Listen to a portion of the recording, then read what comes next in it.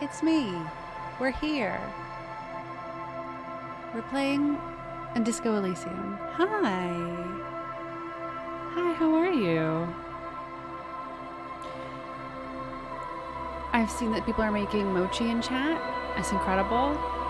Messiah for Hire resubscribed. Thank you so much. 8 months. 8 months of time. Hello, hello. Hello. I'd like to bring your attention to the fact that my chair is different. The chair that I'm sitting in right now. Oh, very low. Hold, please. That might be better. Once again, Jack and I were playing Nancy Drew, and I tried to correct the audio, but I may have overcorrected. Thank you for telling me. Yes, I have a new chair. It's a different chair. It's new to me, and that's what matters. Yesterday I went to a office furniture liquidation warehouse, and I acquired a secondhand Steelcase Leap V2 for secondhand prices. It retails for $1,100, and I got mine for $375.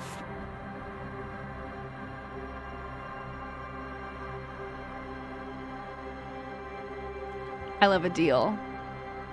And I love my lower back and my hips. But it has so many buttons.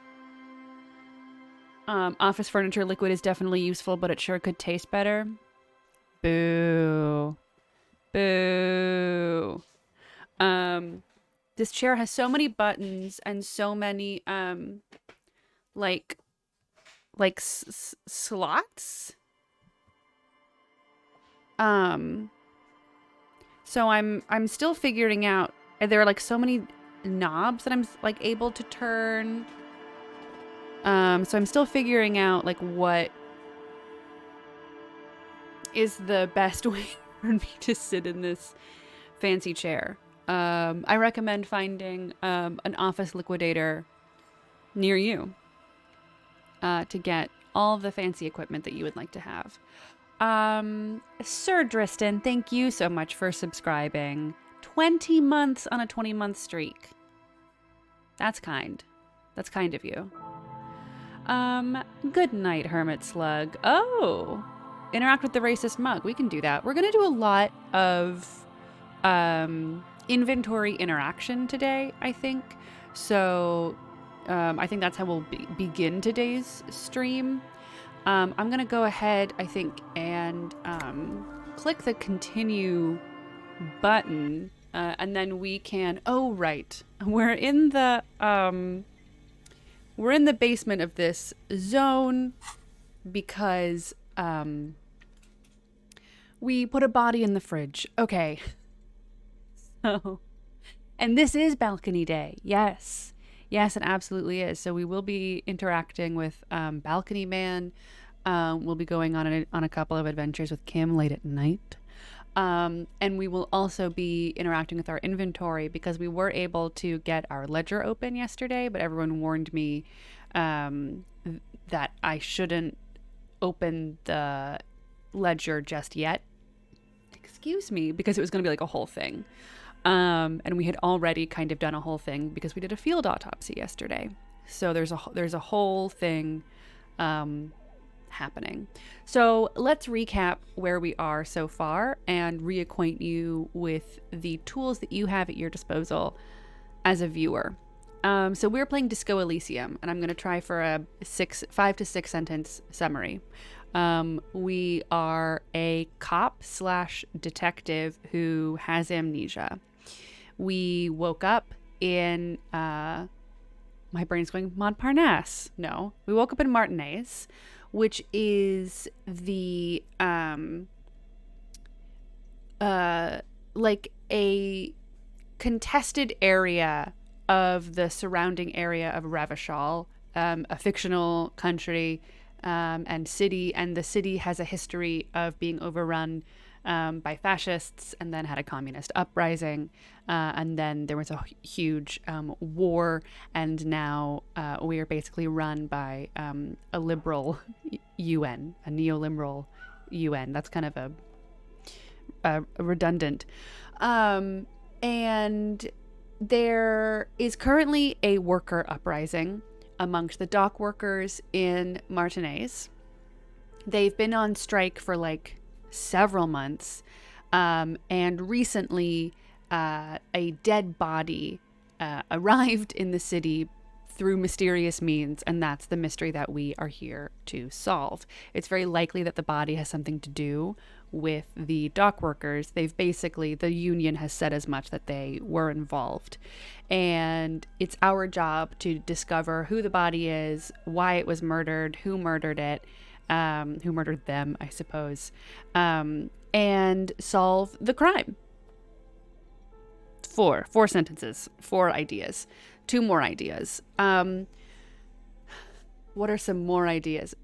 Last episode, we were finally able to get the body down from the tree that it had been hanging in for several days.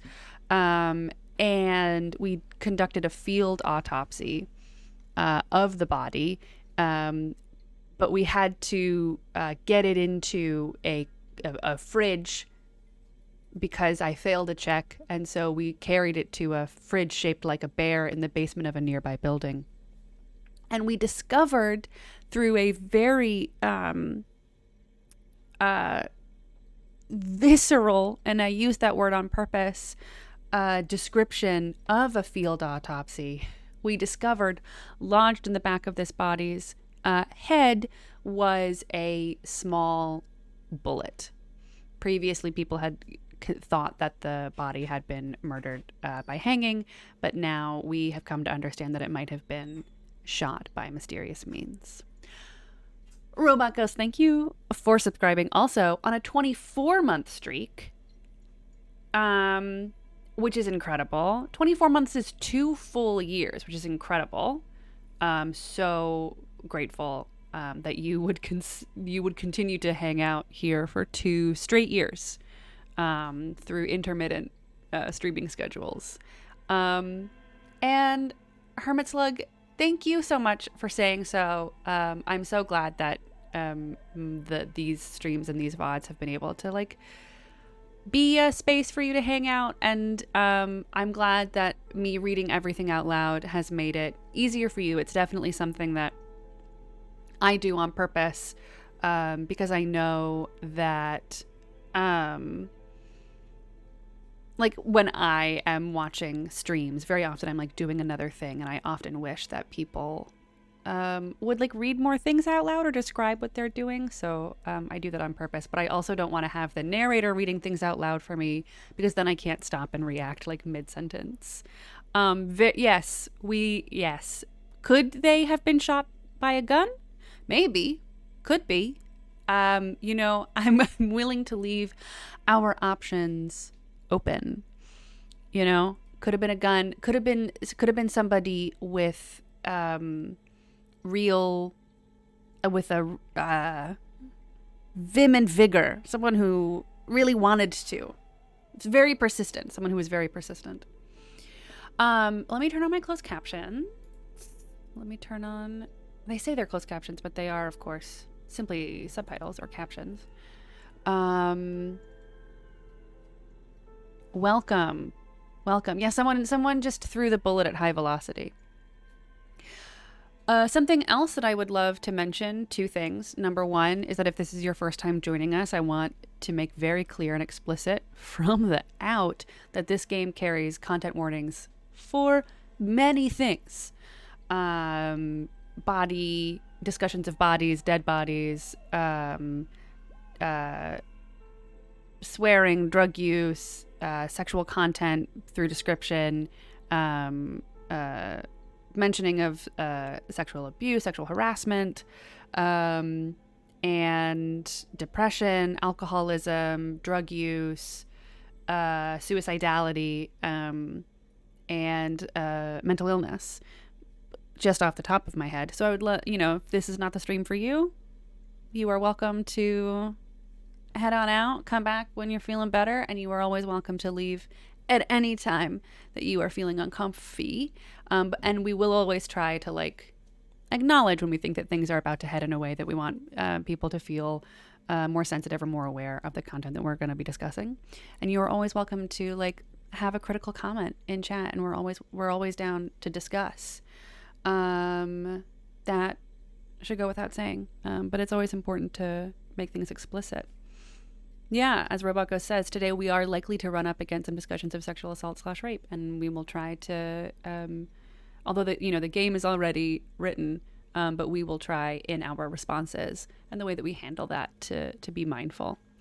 The other thing is that a little bit more fun is that you should have in front of you, by way of extensions here on Twitch, a couple of things. One, you can look at my journal at any time to see what quests I have done and what quests I have not. So that's always available for you to click on. If you're on mobile, I think if you look above chat, there's like a little +2, and that shows which extensions are available. I think it's just the closed captions and the Twitch integration for Disco Elysium. You can also look at my character specs at any time. And you can vote on dialogue options, and you can vote to help me boost certain stats at the detriment of other stats in case we have to roll and want some like boosts to certain stats. And I'll typically try and be like, we're going to do a vote, and let people know ahead of time so that they can like scramble to their preferred devices to help me get a better roll. And I think that's basically it. I'm going to spend some time with my inventory today to open my ledger, learn a little bit about who our character is, because again, I said we have amnesia.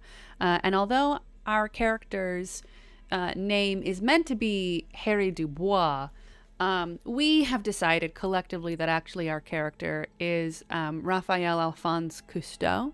No, Raphael Ambrosius Cousteau. Ambrosius. And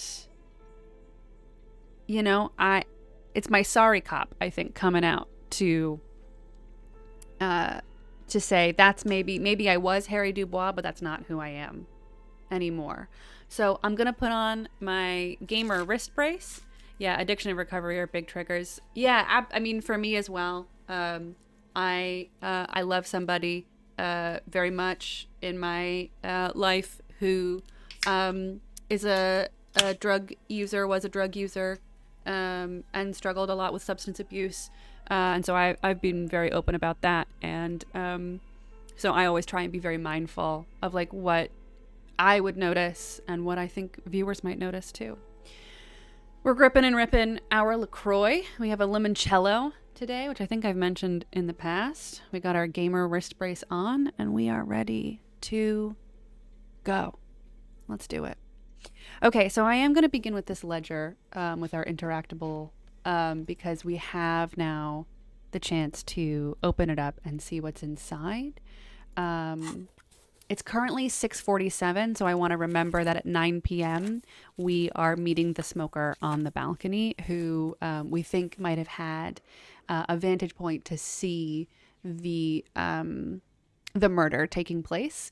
And unlike other quests in this game, that one like has a specific, oh, we're supposed to open this outside. Right. I don't know why. Oh, God, I always do that. I try and leave dialogue options by hitting the escape key, and that's simply not possible. Oh my God, it's so dark. How do I... It's like over here, right? Yeah, okay. I don't want to close the blinds because then I'd have to stand up. Yeah, I know you're 100% right that we are supposed to open it outside. Thank you for remembering. I would not have been able to. Clearly, because I just said that I wasn't able to. Okay, and then what is in our... Oh, yes, we have to take a shower. We reek of death. We have to wash it off. And eventually we have to send the victim's body to processing. But we had an in-depth discussion about that last weekend, about how we have to do it like just before we would send Kim off to bed. But today we're going to go and see I keep calling him the cigarette smoking man in my head, so that's just what I'm going to call him. Okay. Oh, the music is so good. All right, let's do this. Let's open our ledger. Slide the hidden drawer open. Without resistance or sound, the two panels move against each other. The compartment is now open. What's inside? 2 ticket stubs and a handmade postcard. Pick up the ticket stubs. Oh my god. Okay, so we have pick up the ticket stubs. I'll read what it says. But then we have pick up the card, proceed. Number 3 is fucking kill yourself, you asshole. It's very aggressive. And number 4 is close the permeables compartment. Interesting. Okay, damaged ledger. 2 octopuses are smiling, reaching their tentacles toward each other in the colored pencil drawings. The tickets permit access to a zoo in Revachol East. The aquarium costs extra. These let you go there too. I'm gonna pick up the card. Number 3 seems a little extreme. Thin wax paper has been glued to a piece of cardboard. Sounds like leaves rustling when you pick it up. You see violet flowers, floral patterns, patches of glue. This feels like something or someone would keep familial memorabilia, so I'm a little wary. Smell it first. It smells of chewing gum, apricot flavored. Perception, smell, trivial success. Exactly like the gum wrapper you found. The same brand of chewing gum. Open it. Familiar handwriting lines the inside of the card. Looped, round letters in a woman's hand. Visual calculus, easy success. A young woman in her 20s. There is care, effort, and a smile, you think. Although that is not something you can read from someone's handwriting. Harry, it begins. You're already reading. I wanted to write you a letter so you can read it when you wake up. Maybe it will make you happy. Volition, easy success. Throw it away. Please. But it will make me happy. A merciful wind blows in from the bay of Revachol, dusting the ground at your feet and raising newspapers far away. You feel the card slipping into it. Shivers. Let go. What was that? Frisson covers your entire body. A feeling of cold. A persistent chill. Hold on to it. Read the card. Your hands shake, holding on to it. Every morning, when I step out and you're asleep behind me, it says, I find a little piece of sadness in me. I carry it in my chest, down Voyager Road. Every step I take, it grows. By the time I reach the fuel station, it has filled me entirely. I step on the light rail and look back. Sparks fall from the bow collector. I know it will be like this until late afternoon when I get off the 42 and walk back to you. Keep reading. You. Every step I take will get lighter. It almost makes me run. Sometimes I do. I can't believe I met you. I can't believe the happiness I feel with you. You have a vast, vast soul, just like we said. And I will always, always, always come back to it. Keep reading. Kisses, kisses, kisses. You feel the air sucked out of your lungs and the blood sucked out of your head. Everything around you gets dark. Small white dots appear. Sparks fall like snow from the bow collector. A streetcar distancing. Conceptualization, challenging success. Damaged ledger. You feel the ledger slip from your hand. No, no, hold on. Endurance. Easy success. Hold on. Endurance. To what? There's nothing. Detective, is everything all right? Fall sideways.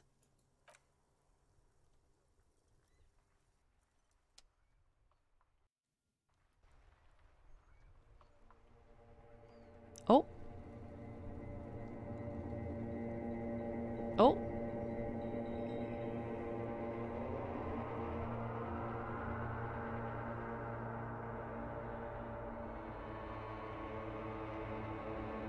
Ah. Begin.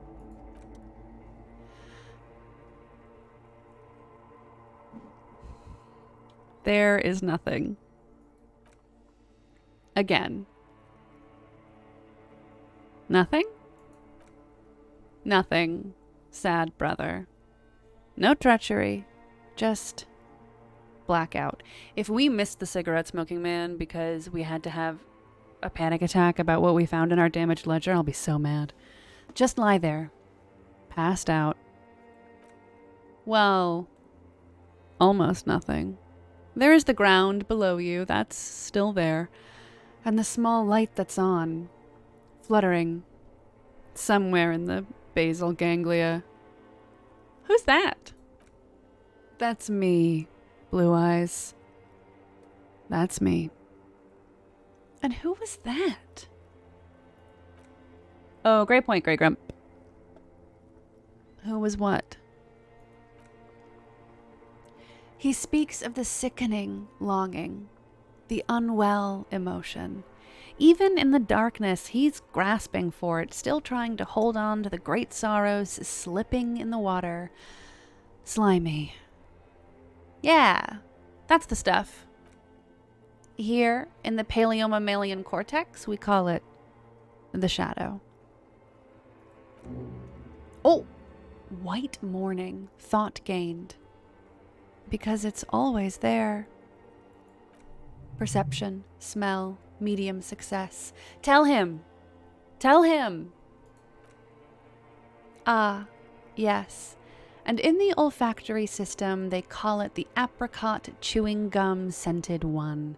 It's unhealthy of them to linger on it so, but as they say, what do you do? Oh, it smelled so nice. It didn't smell nice. It smelled like betrayal. Was that the X something? Where is Voyager Road? So my name appears to be Harry? No, I will never click that. There was something about a bow collector, too. Enough. Just lie there, motionless. Number 1. The X something. The bloated corpse of the past resurfacing. No, it was beautiful. Beautiful. Believe me, stupid ape, its lack of beauty was not the problem. Where is Voyager Road? There is no Voyager Road. There are no roads, no houses, no lights in the windows. It's all on pause. There was something about a bow collector. Yeah, man. What was that about? Enough. Just lie there, motionless. You think they would let you until you disintegrate into biomolecules? No. Someone is breathing on your face now, inspecting your pupils. Stupid idiot. What is that? It's cold. Yes, they're pouring something on you, something in you. And it's perception, taste, easy success. It's delicious. Capri Kinema. Glowing lights on a dashboard emerge out of nothingness. Where am I? Oh, it's only been 20 minutes. Phew. Where am I? in the upholstered cabin of Lieutenant Kitsuragi's motor carriage, seated in the driver's basket. The air is thick with leatherworks and heavy fuel oil. Cold water runs down your chin. Drink. Water. The lieutenant is extending a small canister to your mouth. Drink. The water is cold, silvery, the stuff of life itself as it pours down your parched throat. The pounding in your head recedes. The darkness parts. Drink. You haven't drunk water in 2 days. Did you know the human body is not made to survive on alcohol alone? You need a secondary form of hydration. He tilts the canister.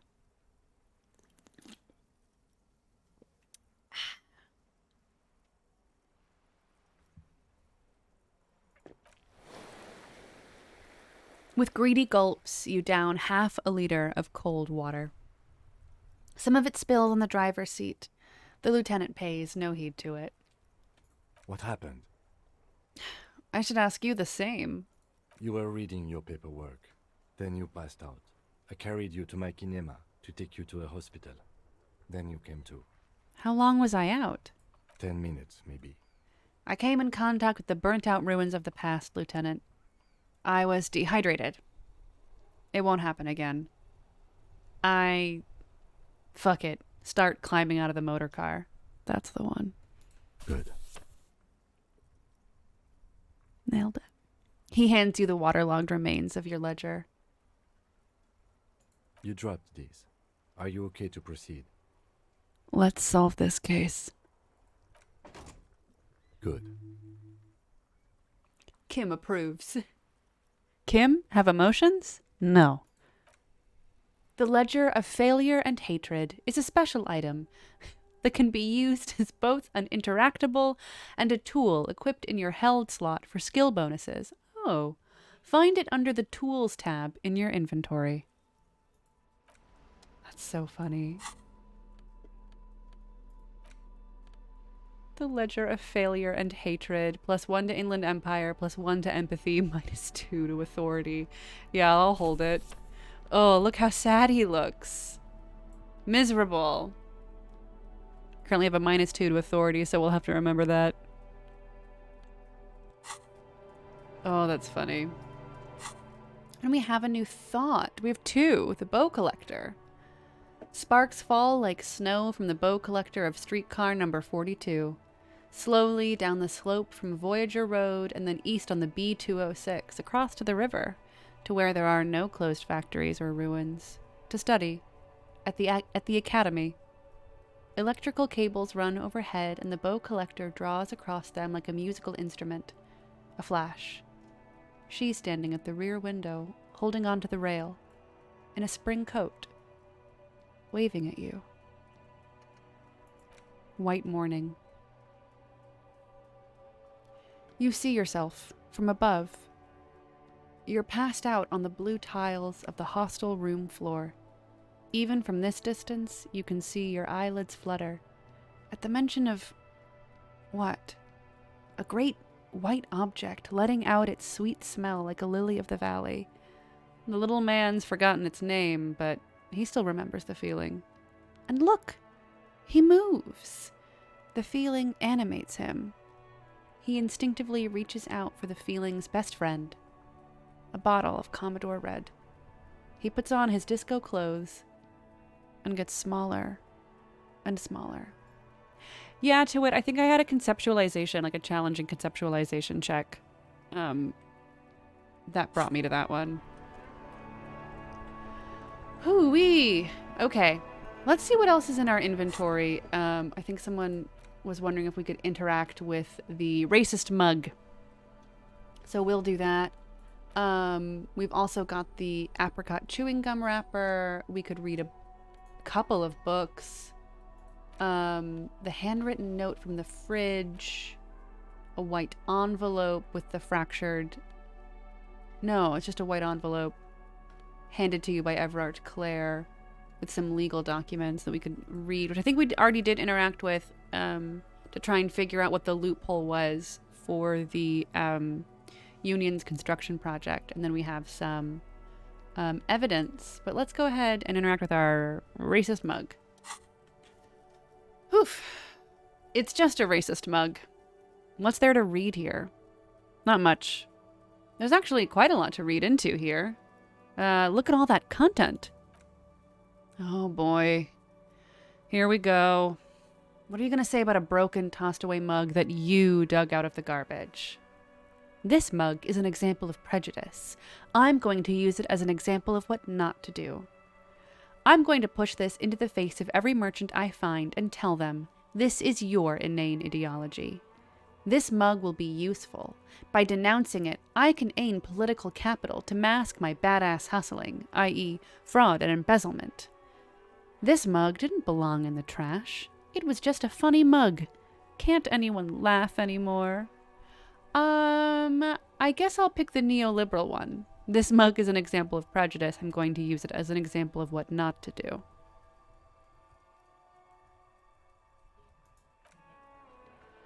But it was in the trash. Why not just call it out when you see it? Or do some volunteering work? Just finish your case, detective. End. Fair enough. Called out for my neoliberal answer by the game. A gleaming chewing gum wrapper found in the pocket of the laborer jeans. It gives off an ever so faint scent of apricots. Your mouth starts watering. There it is again. The scent of apricots, with a touch of cinnamon. Smells like the end of some distant summer, the surface of another planet, or some ancient temple. Ancient temple? Yes, from the height of antiquity, a long, long time ago, millennia ago, on an island of time you can never return to. End of summer. The sun sets into the sea, but the water does not boil. Instead, it turns to liquid gold. For a moment, the world's store of precious metals seems to increase dramatically, and you are rich. There is a movement next to you, the shuffle of a small coat. Warm, like the evening, but when you turn toward it, there's nothing there. Where did it go? Why are you talking to a gum wrapper? Take a deep, deep breath. Bitter citrus, sweet. It seems to grow stronger, like a glow, with every breath you take. Encyclopedia, medium success. Whatever petrochemical byproducts they use to create this artificial flavor have bonded tightly to the wrapper. Or is that just your memory filling in the gaps? Oh! Thought gained. Apricot chewing gum scented one. Until a blossom of skin and flower petals erupts behind your closed eyes, made of toffee, cream, and distance. You just had to take a dive. Inland Empire. Easy success. Feels very, very familiar, Harry. Please. You were supposed to discard it. Yeah, passing out for examining the postcard and then immediately pulling out the gum is just asking for trouble. Oh, man. Yeah, Encyclopedia is great. Just a huge nerd. Put the wrapper away. What else have we got? We read an article from La Fumée. I also want to go and talk to Annette. I think I'm going to look at the map of Martinez first that we stole from the bookstore. A worn and torn map of the Martinez area dating from 48. So that's like 4 years ago? 3 years ago. It's 51, right? Or is it 53? Can't remember. A title on the top reads, Bienvenue au Revachol. It's a bit out of date, as it was originally created by a design studio in a failed attempt to spruce up Martinez and turn it into a fancy tourist location. Fuck it. Let's solve this case and then spend 20 minutes sniffing a gum wrapper. Yeah. Tourist map of Martinez. The worn map features the patchwork grid of the streets of Martinez with directions to appropriately touristy locations. Year 48 resides on the upper right corner. Trace a path through the grid. Your finger moves through the various streets, across Rue des Saint-Ghislain and Rue Saint-Cespert, over Saint-Brun and Martinez North. Finally coming to a halt on the spot where you are currently standing, although the map gives no such indication itself. For a more detailed view of the map, go to your journal and select the Map tab. Oh, well, okay. I think we read this correct. The white envelope, I think we opened this. Yep, put the documents back. Then we have this bullet. The bullet mushroomed out on impact. It now looks more like a fanciful jacket button than something that could pierce skin, flesh, and bone. Let's look at it. The bullet is safely sealed away in a plastic bag bearing the RCM stamp. Kim has filled out the label on the bag with the item number, case number, and date and location the bullet was found. Besides his orderly handwriting, the bullet looks especially sad, like a tiny shriveled head of cauliflower. Inland Empire, medium success. What do I do with you, bullet? What? The lieutenant steps closer. I said, what do I do with you, bullet? Well, if I was the bullet, which I'm not, I would say find the weapon that shot me. Good idea. If we find who owns it, we will have likely found who used it, possibly to kill our victim. In conclusion, the more we know about this bullet of yours, the better. Feel the bullet through the bag. The squashed bullet has some sharp edges where the jacket has split open. It feels cold, even through the bag. Encyclopedia, medium success. You wouldn't ordinarily have cause to handle jacketed bullets. The citizens' militia uses cast bullets only, little pebbles of metal loaded from the muzzle, usually in a cartridge. Inspect the bullet closer. The jacket of the bullet is made of yellowish material. It has blossomed out to reveal a dark gray core. The base of the bullet is close to 5 millimeters in diameter. Look at the jacket. You can just about make out a few striations near the base of the bullet. Little hairlines. Linear. It feels standard. And the core? It's quite destroyed. Some of the fragments are still lodged in the wound. What can you say about the bullet so far? It's a jacketed bullet, close to 5 millimeters in diameter. Wow, I actually know this. Yes, it's as if you've seen bullets before, officer. It's a jacketed bullet, close to 5 millimeters in diameter. A jacketed bullet. Okay.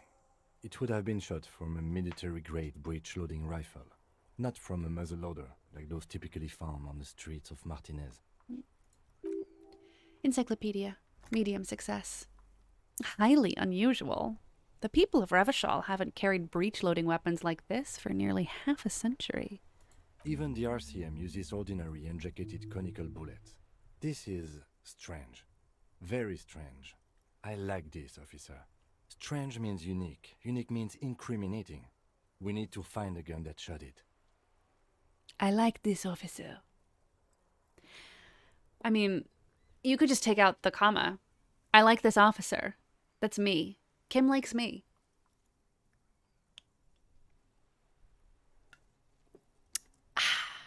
Okay. Continue. Inland Empire. Oh my god, legendary. Golly, is not. Oh! It's a white check, so we can retry it. Interesting. Okay, Inland Empire, medium success. Something tells you that won't be anytime soon. This will have to be one of those epic tasks that's open for a while. All right. Hand-eye coordination is yellow.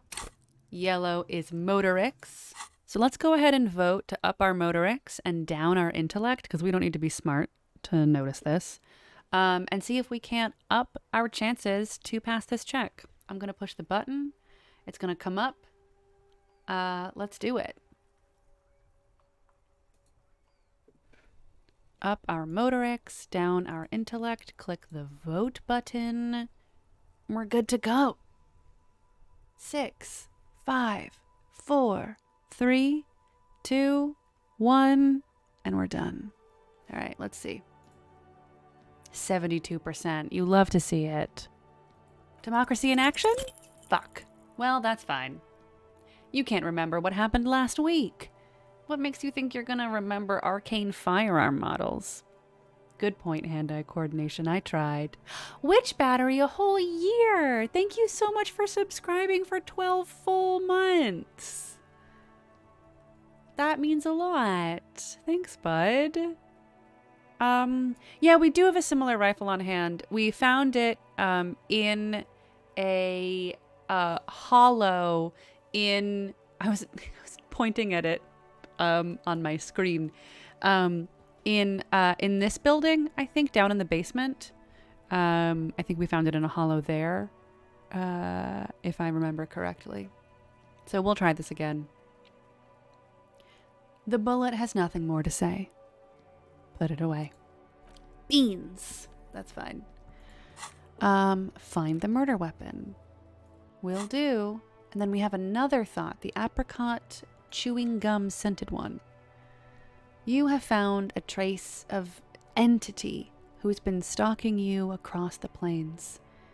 The Gloomstalker. The conglomeration. The shadowy organization behind your downfall. Possibly connected to the dreaded X something.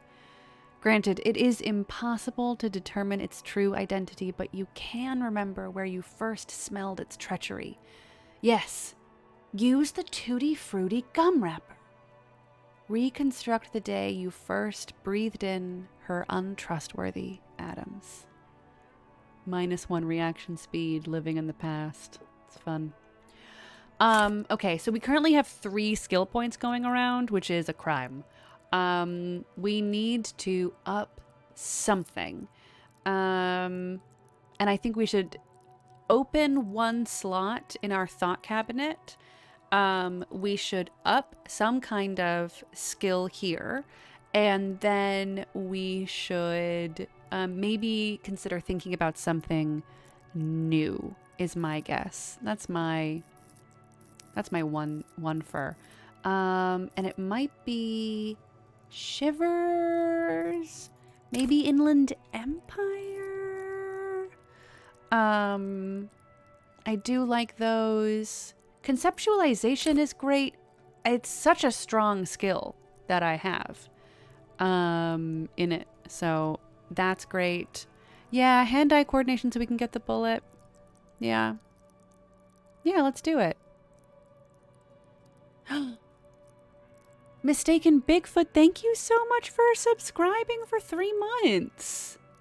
Let's go disco. Let's do it. Oh, check to see if there are any fun white checks to reopen. Great idea. Let's go peep. Let's see. We have, oh yeah, we have that conceptualization check with Joyce that we could redo. Electrochemistry, composure. Bird's Nest Roy with electrochemistry. Not really something I'm terribly interested in yet. Oh yeah, empathy with Kuno. That does appeal.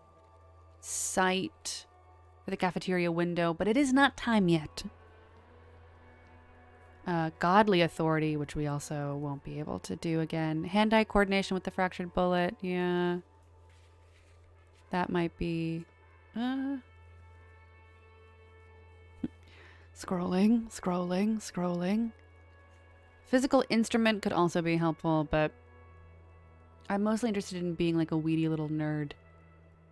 I mean, and in the game. But yeah, we only have 1 in hand-eye coordination, and it might be nice to have something be a little bit stronger there. So, although we currently have a -1 to it from some kind of thought that we have. But let's level it up and see if we can't think more about that bullet.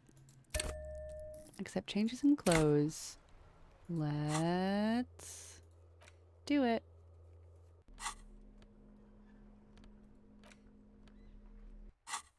Okay. And then, yeah, and then let's vote again. The exact same vote as before. I'm going to hit it in like 5, 4, 3, 2.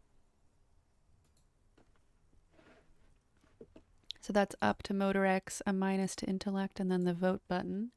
And that'll go down in 6, 5, 4, 3, 2, 1.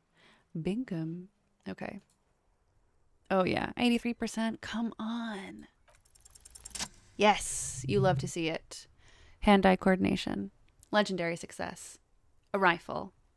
Revolutionary period. Your bullet looks to be an old 4.46 millimeter from the surplus left over from the turn of the century. Probably an antique or retrofitted antique. Make? The 4.46 caliber was widely used with the Bell McGrave rifle, a Revacholian manufacturer. The BM dominated the battlefields of the Insulindian theater of the anti-centennial revolution 50 years ago.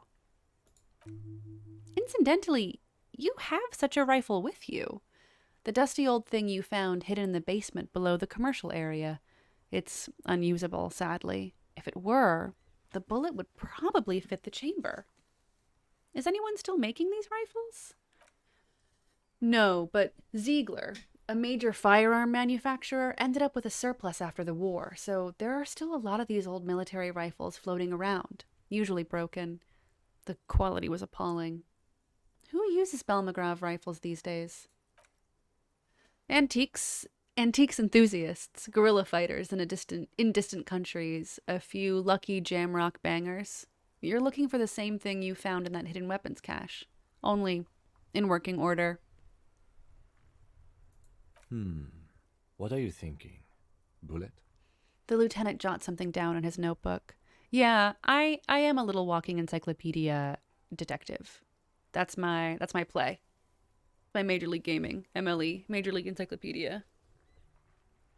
As someone who is 5/6 a doctor, I think that fits. I think I know where this came from. Dangle the bag thoughtfully. Okay. And? God, I wanted to be Encyclopedia Brown so bad. The shot probably came from a Bell McGraw rifle. An antique. That makes sense. There can't be many breech-loading rifles floating around in Martinez, or anywhere in Ravachol, really. Why not? Sure, there's some arms trafficking, but the laws prohibiting the use of breech loaders we inherited from the monarchy have been effective, from what I've seen. Breech loaders, what a great name. Some new RCM recruits get impatient with their muzzle loaders once they've trained with military-grade weapons, but they realize it's worth it in the end. Encyclopedia. Medium success. Prohibiting peacetime law enforcement to front-loaded rifles is a policy enforced by the Moralist International and all the nations of the Royale Belt. Worth what? Getting shot? I think we should have more powerful guns. We're the law. Makes you consider every shot. I like it. Imagine if everyone, cops, citizens, had access to firearms that could shoot multiple rounds without pausing to reload. After the first shot, the second, third, and so on come much easier. But back to the investigation. Seems we're looking for an antiques enthusiast. Could the victim have been mixed up with some foreign guerrilla fighters? Have well-armed jamrock bangers started crossing over into Martinez? Yes. Something mysterious is afoot with this antique bullet type. I'm gonna say the first one. Doesn't seem that likely, but we'll check out all possible leads. Next step, finding the gun itself. Put it away. No one can use guns. Oh yeah, and I still have this hat that gives me a +2 reaction speed, so I'll put that on. Although I currently have a -1 to rhetoric, but that's fine. I'd rather have higher motorics to kind of level me out. Is there another thing that we could be doing with our new...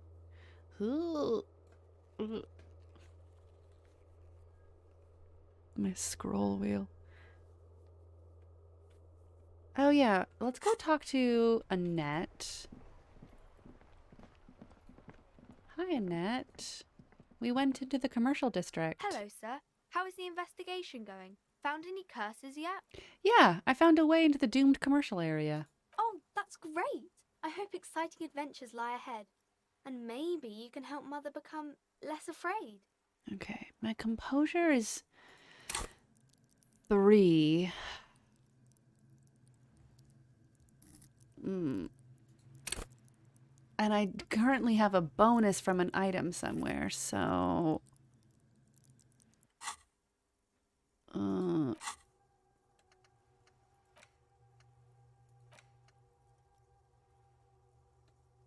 God, hell on earth.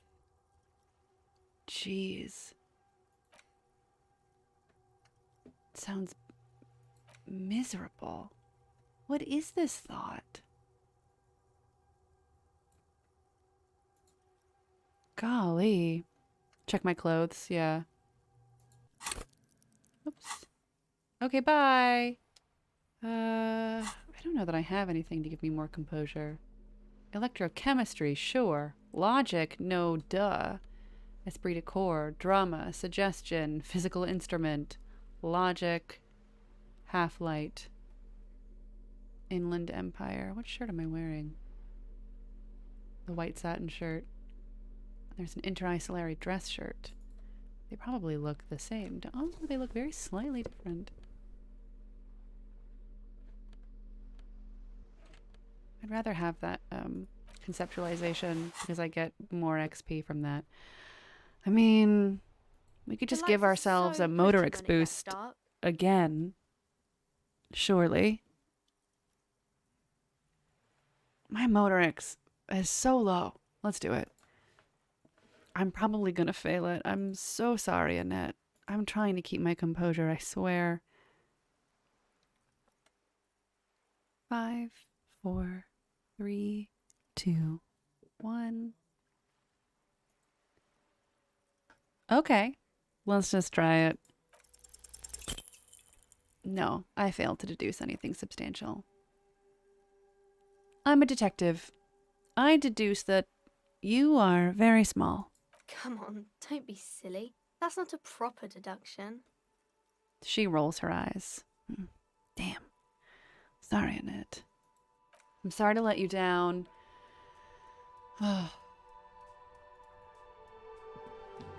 We have 90 minutes before we have to go see the cigarette smoking man. I don't think that I have enough time to take a shower. These are all down the river. We can't prove our authority yet. Oh, we have to find government-marked heavy fuel oil. Search the malignant entity. That's down the river, too. Track down your badge.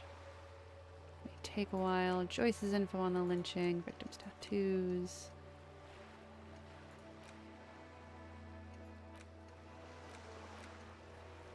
Get hold of a Savage song on tape. I gotta find a little Mitski song. Time doesn't move when you walk around. Yeah. I might just, read an old case. Oops.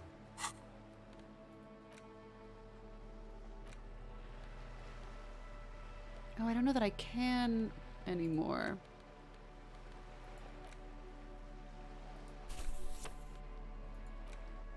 Can I still? I can't interact with my ledger. Oh no, I can. Yes, interact. Browse the case files. No, I'm done inspecting these. I want to read a case file. Yes. Here we go. Here's a way we can pass the time. Should it be the square bullet hole murders, the couch in an unexpected location, murder at the hookah parlor? Please let me know what you would like to hear about over the course of the next 90 minutes in game time. As we wait to see the cigarette smoking man. It's neck and neck, square bullet hole murders versus the couch in an unexpected location. But just pulling ahead is the couch in an unexpected location, so we'll read that one next. Damaged ledger. Some assholes brought their couch outside and hung out on it. In the middle of the street. On the roof. On the hillside by the motorway. You know, at an unexpected location. They were young and they thought they looked cool on it. They actually looked like assholes. They looked really cool. Like models. They looked really cool. Like a rock band. Yes, as you've said here, insufferable rock and roll assholes. Young people are the worst. So anyway, you got a complaint about the damn sofa, or couch, or whatever it was. They were leaving it out in all these unexpected and whimsical locations they took it to, where they also took photos of themselves on it, and smoked cigarettes and drank coffee because they felt it's intellectual. Cigarette butts, coffee cups, stupid couch. You had to clean it all up. And you did. So, congratulations to you. Case solved. I have heard about Dracula Daily. It's an email subscription that's sending out the story as it happens in real time. Yeah, because Dracula, Bram Stoker's Dracula, is an epistolary novel. It's also told in like a diary. And so you can get little bits of Dracula emailed to you as it happens, which is pretty fun. Yeah, I might sign up for it. I was like, oh, it's on Substack. Blah. Blah. But, oh, Tumblr's all over it. Oh my god, that's so funny. I would love to see, like, Tumblr's 2022 fan art for Bram Stoker's Dracula, which is a great book. You should also watch Bram Stoker's Dracula, the movie. I think Francis Ford Coppola. It teaches you not to mess around with the heavy stuff paprika.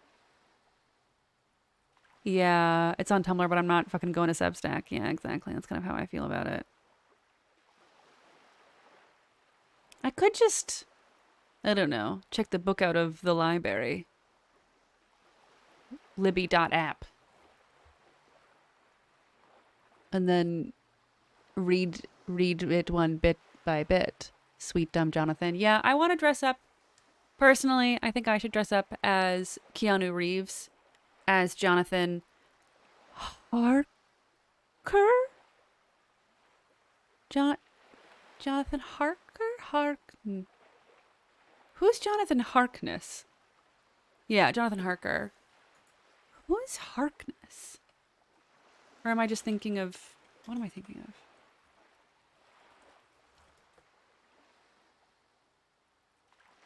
Am I thinking of a MCU character? What? Marvel?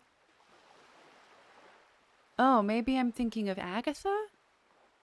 Jack Harkness's Torchwood. Oh, yeah, that's definitely what it is. I was 14 once. That's funny. Jack Harkness is Doctor Who and Jack Harker is from Dracula.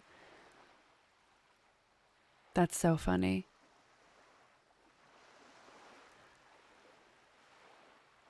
He blames his dreams on paprika. Yeah, that tracks. That tracks. Yeah, I might, I'm going on a long train journey in a couple of days, and maybe I'll read Dracula on the train and feel like Jonathan Harker. You definitely, if you're enjoying this, I big recommend the Francis Ford Coppola Dracula, Bram Stoker's Dracula, brackets 1996, with Keanu Reeves as Jonathan Harker. First of all, his English accent is one of the worst English accents I've ever heard an American actor do. And I'm including Dick Van Dyke's Mary Poppins British accent. Very, very funny. But his costumes are so cute. And I would like to wear that outfit. The cast is just incredible. It's just like a wild ride from start to finish. Mina could do better. Yeah, big mood. Mina could do better. She could be with me. You know? Yeah. Any silent vampire movie. You know, the big one.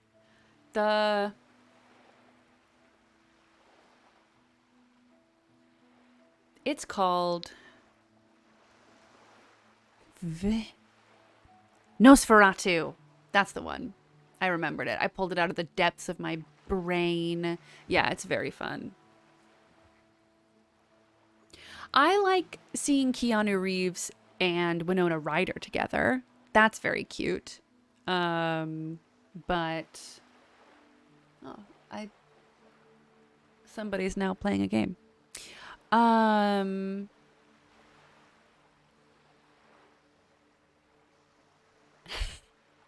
You should see the movie. Oh, yes, you do change your name to Nosferatu. It's good. It's funny. I usually change my name in Halloween time to Cat with a C, and I think that's very funny. Okay, I have to know if we ever caught these guys. No, you don't have time for that. These notes show that you have what is called, quote, a real goddamn job. You don't have time to be chasing down the couch assholes. You have a real job to do. What next? And since we still have some time, I'll go into the square bullet hole murders, because that was number 2. It would be very interesting to read about these, wouldn't it? I mean, there seems to be a square-shaped entry wound in the victim's forehead. She's been sitting there for weeks, on her rocking chair, with a square hole in her skull, staring at the wall, her mouth agape. What? That's all you got. From the half hour you've spent piecing it together, all you know is the entry wound was square-shaped. You never found the bullet, and then another body showed up, also with a square hole in his forehead. A sequence killer? Who knows? Those pages are missing. What next? Inland Empire. Medium success. Don't worry. One day. Oh! One day you may still catch the man with the square gun. Murder at the hookah parlor. Murder, tam, at the hookah parlor was a case originally assigned to an officer called Joseph Mills, who is now dead, of circumstances completely unconnected to murder at the hookah parlor. Wait, how? Beaten to death by a throng of Villalobos gang members when him and his partner, J.M., only initials mentioned, answered a call one night. It's a sad story, and it isn't really represented in your case files. Stop stalling and get to the murder at the hookah parlor. Right. On with the murder. Joseph Mills was on this case that he just couldn't solve. Was doing it solo. Said it was a real nutcracker. A real brain twister. Was on it for like a month. The captain got impatient. Shit. Or got off the pot, Mills. Mills didn't get off the pot. Not yet. He kept at it for a couple of weeks more, racking his brains, running with every theory as outlandish as they seemed. Still, couldn't solve the murder at the hookah parlor. Tough case, he said. Toughest he's ever had. Wait, was Joseph Mills a good cop? No, he was awful. Awful sense of humor, too. The worst jokes you've ever heard. Still, he'd been on it for months now. Said it was the final case. Said it was uncrackable. That the murderer vanished into thin air. That goddamn hookah parlor was all he talked about. Go on. Okay, so the case is handed to you because Mills isn't getting anywhere. And you look into it.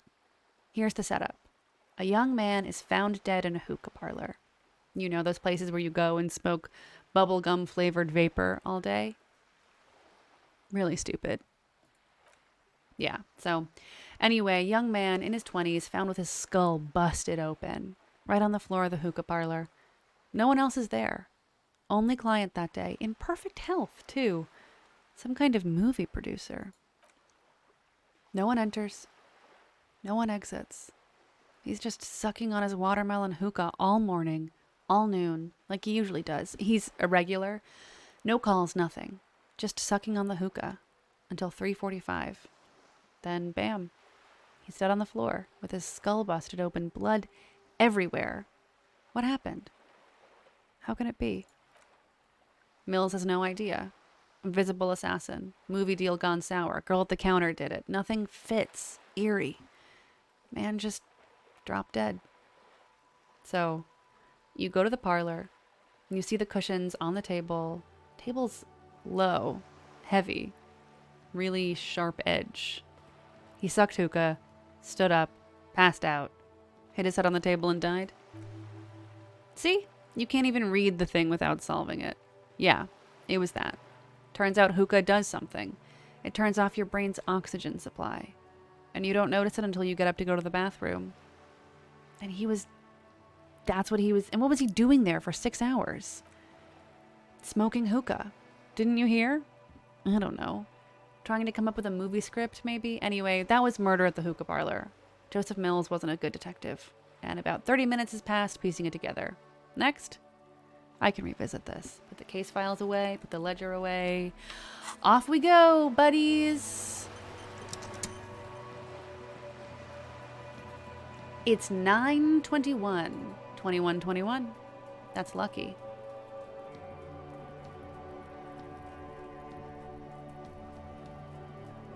Up we go. It's happening. It's time to see the cigarette smoking man. Oh, I'm having so many thoughts.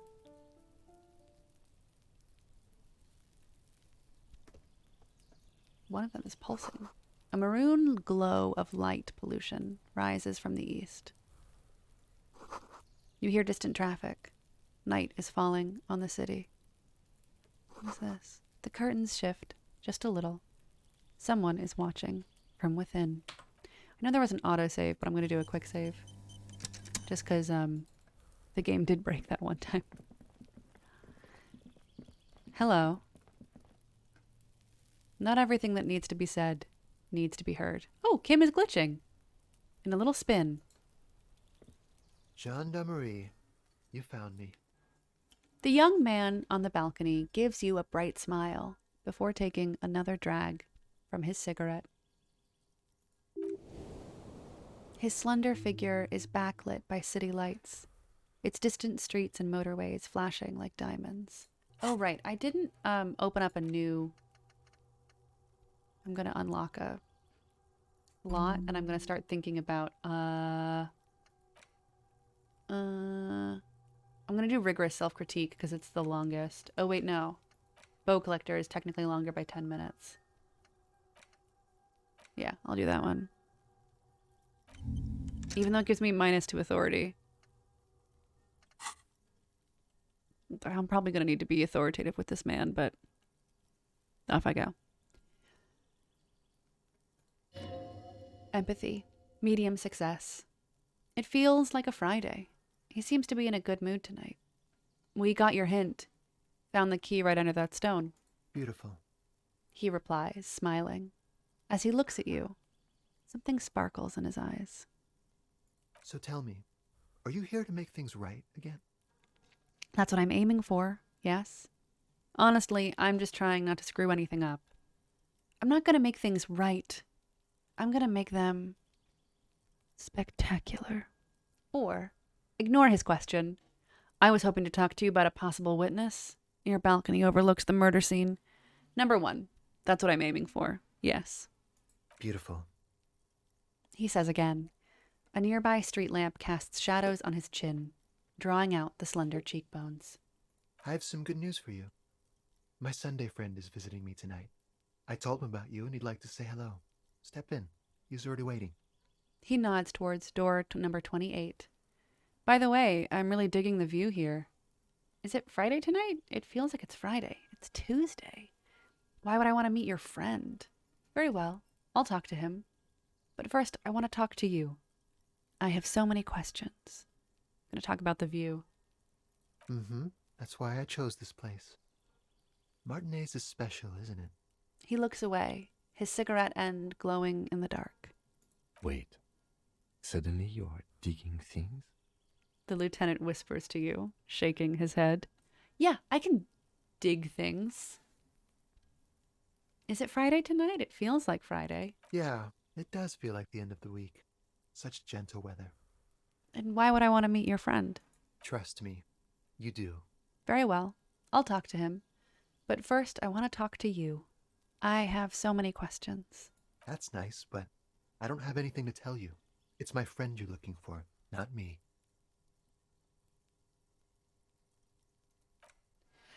He takes another drag of his unfiltered cigarette and looks around. It's getting dark, and the neighboring windows have lit up, one by one. Perception, sight, medium success. Downstairs, a cat crosses the yard, disappearing into the bush.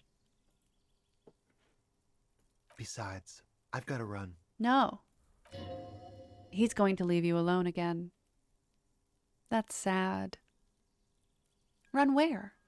But I just found you again. Go if you must. I don't care. I don't care about people leaving me all the time. But I just found you again. Just look at it. It's a beautiful night. Who's going to stay in on a night like this? Me? He gestures toward distant motorways, all leading to Golden La Delta. Shivers, medium success. A man on high heels stumbles out of a basement club, music blasting over the entire district. It's chilly, and as the chemicals hit his nervous system, 1,000 shivers ripple through his body. Only if you promise that we'll talk again. It's important.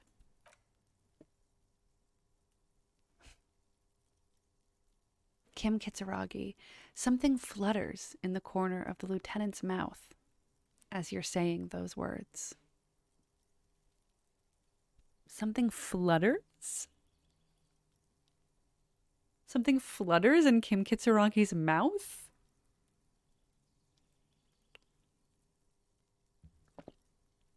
Okay. We'll talk.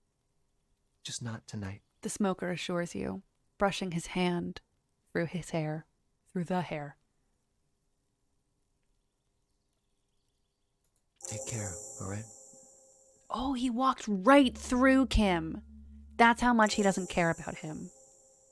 Oh my god. Task complete, the smoker on the balcony, gained experience plus 70, level up. New task, interview the Sunday friend. Take care, all right? He says with another disarming smile before slipping off into the night. Okay, and I'll take one extra skill point, and I think I'm going to put it into empathy. Oh my god, my authority is -1. Very funny. I would like to have an extra point in empathy, personally. And that's what I have chosen for myself.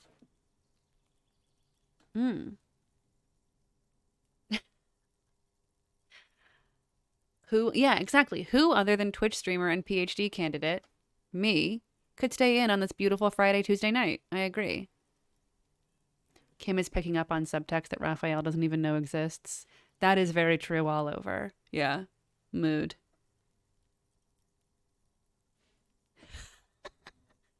I also realized I was homosexual and immediately unlocked phasing. Damn, I didn't get phasing for years.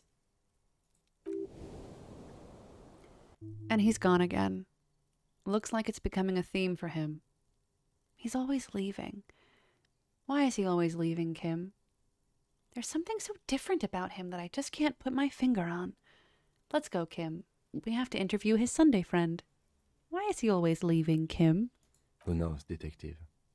It's a mystery. He says, turning his face away from you. There's something so different about him. Different, of course.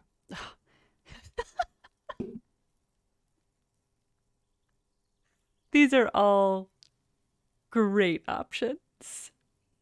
His shirt, why is his shirt always unbuttoned? He's such a good listener. I liked talking to him. There's just something so mysterious about the way he talks and moves. He smells good. Why on earth does he smell so good? Wow. I mean, RAC is thinking so much with his brain. Yeah. There's just something so mysterious about the way he talks and moves. Something so mysterious about the way he talks. The lieutenant squints his eyes, trying to hold back laughter. Very mysterious. Very.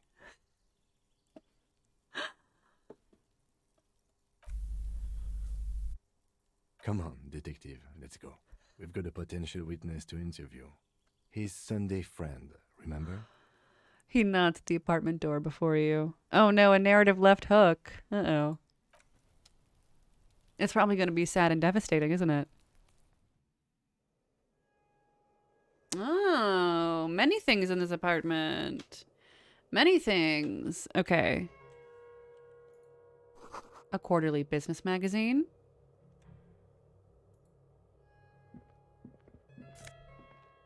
Oh my god.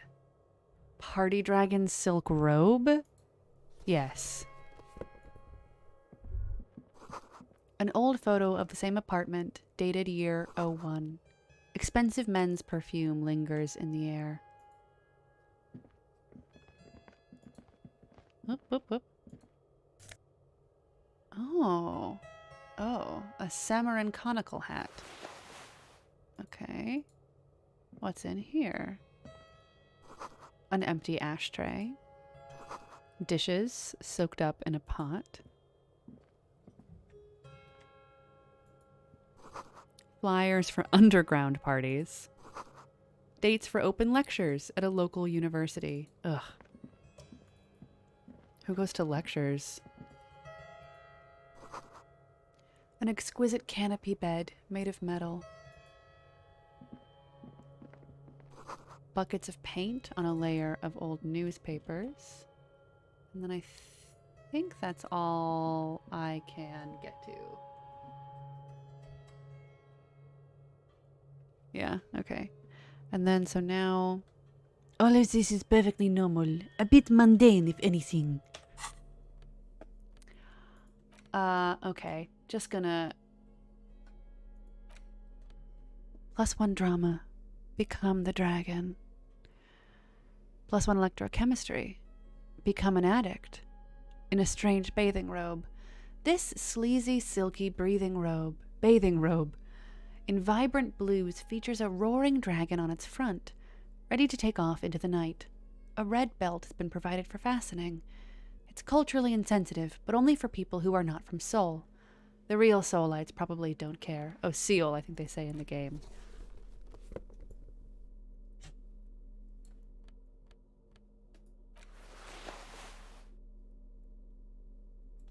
Bye, number 1 void.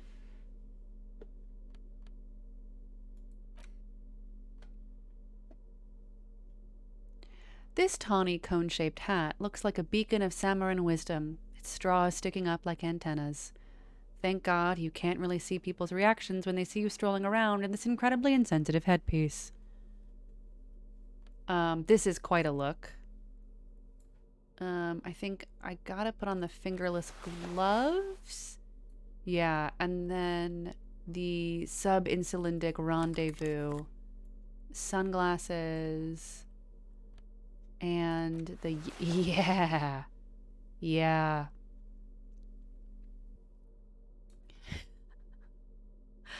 Yeah, Raphael entered this room and immediately put on somebody else's bathrobe. Yeah, +3 electrochemistry is quite a lot. It's big disco vibes. I will not be wearing this to interview the suspect, savoir-faire -2. But it is good to acknowledge. Okay. When I speak to this man, I would like to have... maybe no, the conceptualization, I think. Although the minus to suggestion is kind of annoying, but what are you gonna do?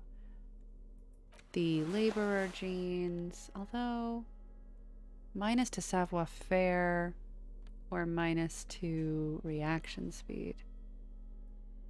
I'll keep the electrochemistry. Half-light interfacing or electrochemistry. I'll keep electrochemistry, I think. And then esprit de corps and shivers because I'm with Kim. My hat is -1 to rhetoric, but +1 to reaction speed. -1 rhetoric, yeah. Authority -2. Hold on. Let me get rid of that guy. It's a minus to Inland Empire and a minus to empathy, but I get +2 authority, so probably keep that going. -1 to perception, -1 to suggestion, -2 savoir-faire. Yeah, I think that's acceptable for what we're about to do. I know that it's not as cute, okay? Don't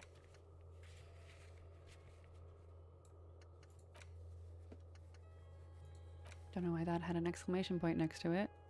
Oh, that legendary empathy check, yeah. Oof.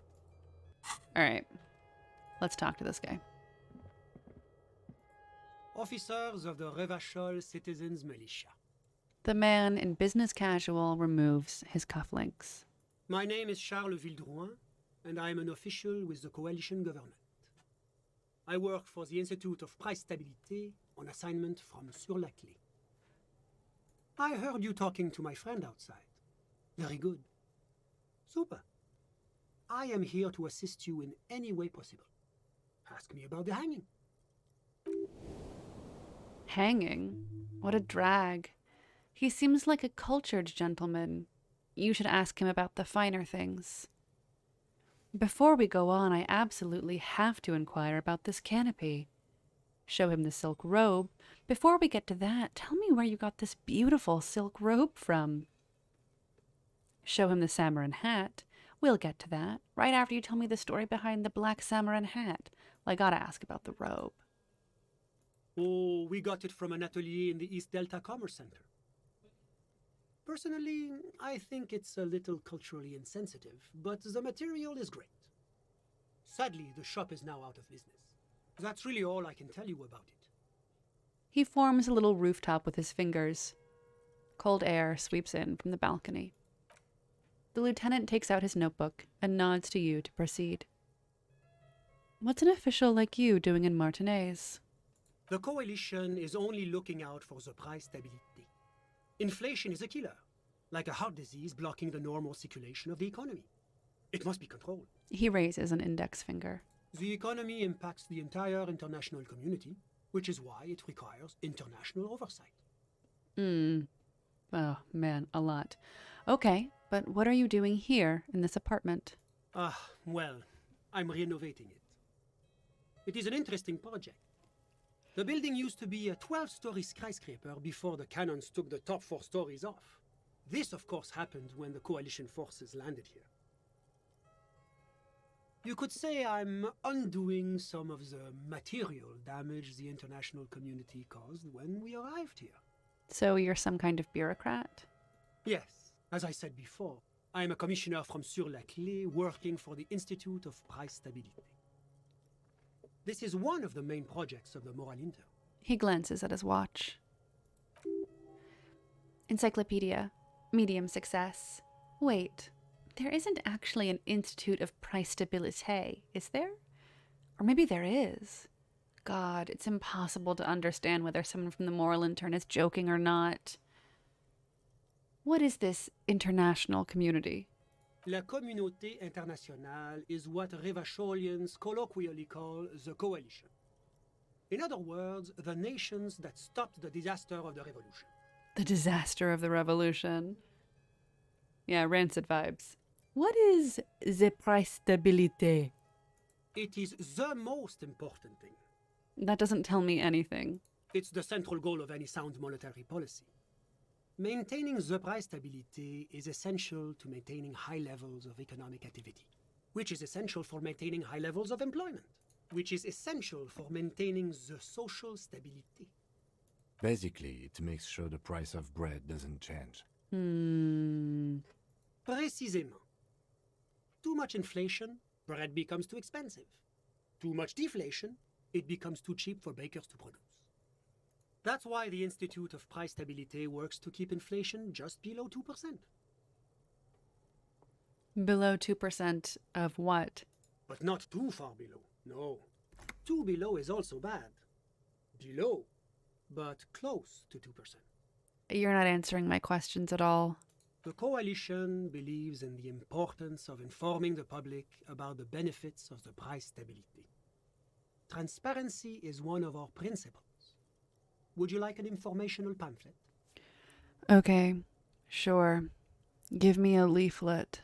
A sound monetary policy is essential for addressing uncertainty. Stability is the raison d'être of the moral intern. It's the reason why I identify as a moralist. For stability. But oh, I don't have my leaflets on me today. That's too bad. You can always call our information line. Making information available is part of the moral intern's commitment to transparency. I've heard about this moral intern before, but I want to know more. It's the International Organization for Moralists, hence Moralist International. The Institute of Price Stability is just one of its many mind babies, as is the coalition. So when I said I was a lackey of capital, what I should have said is that I'm a moral intern bitch. Doing one's job doesn't automatically make one anyone's bitch. Besides, there are more nefarious powers to work for than the moral intern. Are you a moralist? But of course, But why? because moralists believe in a normal, stable world governed by democratic values. Lieutenant, are you a moralist? Me? I'm a lieutenant of the RCM, dedicated to maintaining law and order in Ravachol. A very moralist answer. The man nods. Esprit de corps. The lieutenant is practiced in the art of putting on a show for one's superiors. But what is a normal, stable world? The Occident is part of the normal world. Oranje, sur la clé. Martinez doesn't seem very normal or stable to me. Martinez? No. Martinez is something else. What about the rest of Revachol? Is it part of the normal world? Revachol is generally difficult. It's led by an interim government, which means it hasn't yet achieved full democracy. Full democracy. But they are working towards it. You're all doing very well here, relatively speaking. He gives you an approving nod. I don't think I'm a moralist. Moralism sounds incredibly boring. I want more action. Moralism is the ideology of foreign occupiers. Revachol must be governed by Revacholians. Democracy is a meaningless sham as long as the working class is under the boot heel of capital. It's like every time I'm talking to people, I'm choosing option D, none of the above. Is that moralism? Democracy is a meaningless sham as long as the working class is under the boot heel of capital. Of course, the detective's personal views do not represent the views of the RCM. The lieutenant clears his throat. Ah, my friend. But the lesson of the revolution is that communism does not work. It didn't work because the coalition crushed it violently. Oh, yes, the big bad coalition crushed the revolution. Tell me, if the revolution was succeeding, would it have been crushed so easily? Are we really so bad for wanting compromise, peace, and prosperity on reasonable, achievable terms? Ask yourself that. Now, enough of this delightful political interlude. Was there anything else you wanted to ask? Tell me about Sir Leclerc. What's there to say? Sur-la-Clé is a modern, urbanized country that measures very high on the Human Development and Freedom Index. Human Development Mostly, and though, Freedom Index. It's known as the executive heart of EPIS. Ah, Epi. Moreover, it is a great sponsor of less emerged countries. Revachol is only one of its many darlings whose progress it supports and cherishes. Darlings. That can't be an official designation. What makes Revachol Sir Leclerc's darling? Because a great percentage of Revachol's culture hails from Sur-la-Clé. Its language, its people, its cuisine even. Or at least in the downtown La Delta area. Tell me about Oranje. Oranje is an exemplary nation who, as a core member of EPIS, contributes 28% of our annual budget. Next to Sur-la-Clé, Oranje is probably the most prominent member of the international community. Which of them is more Epi?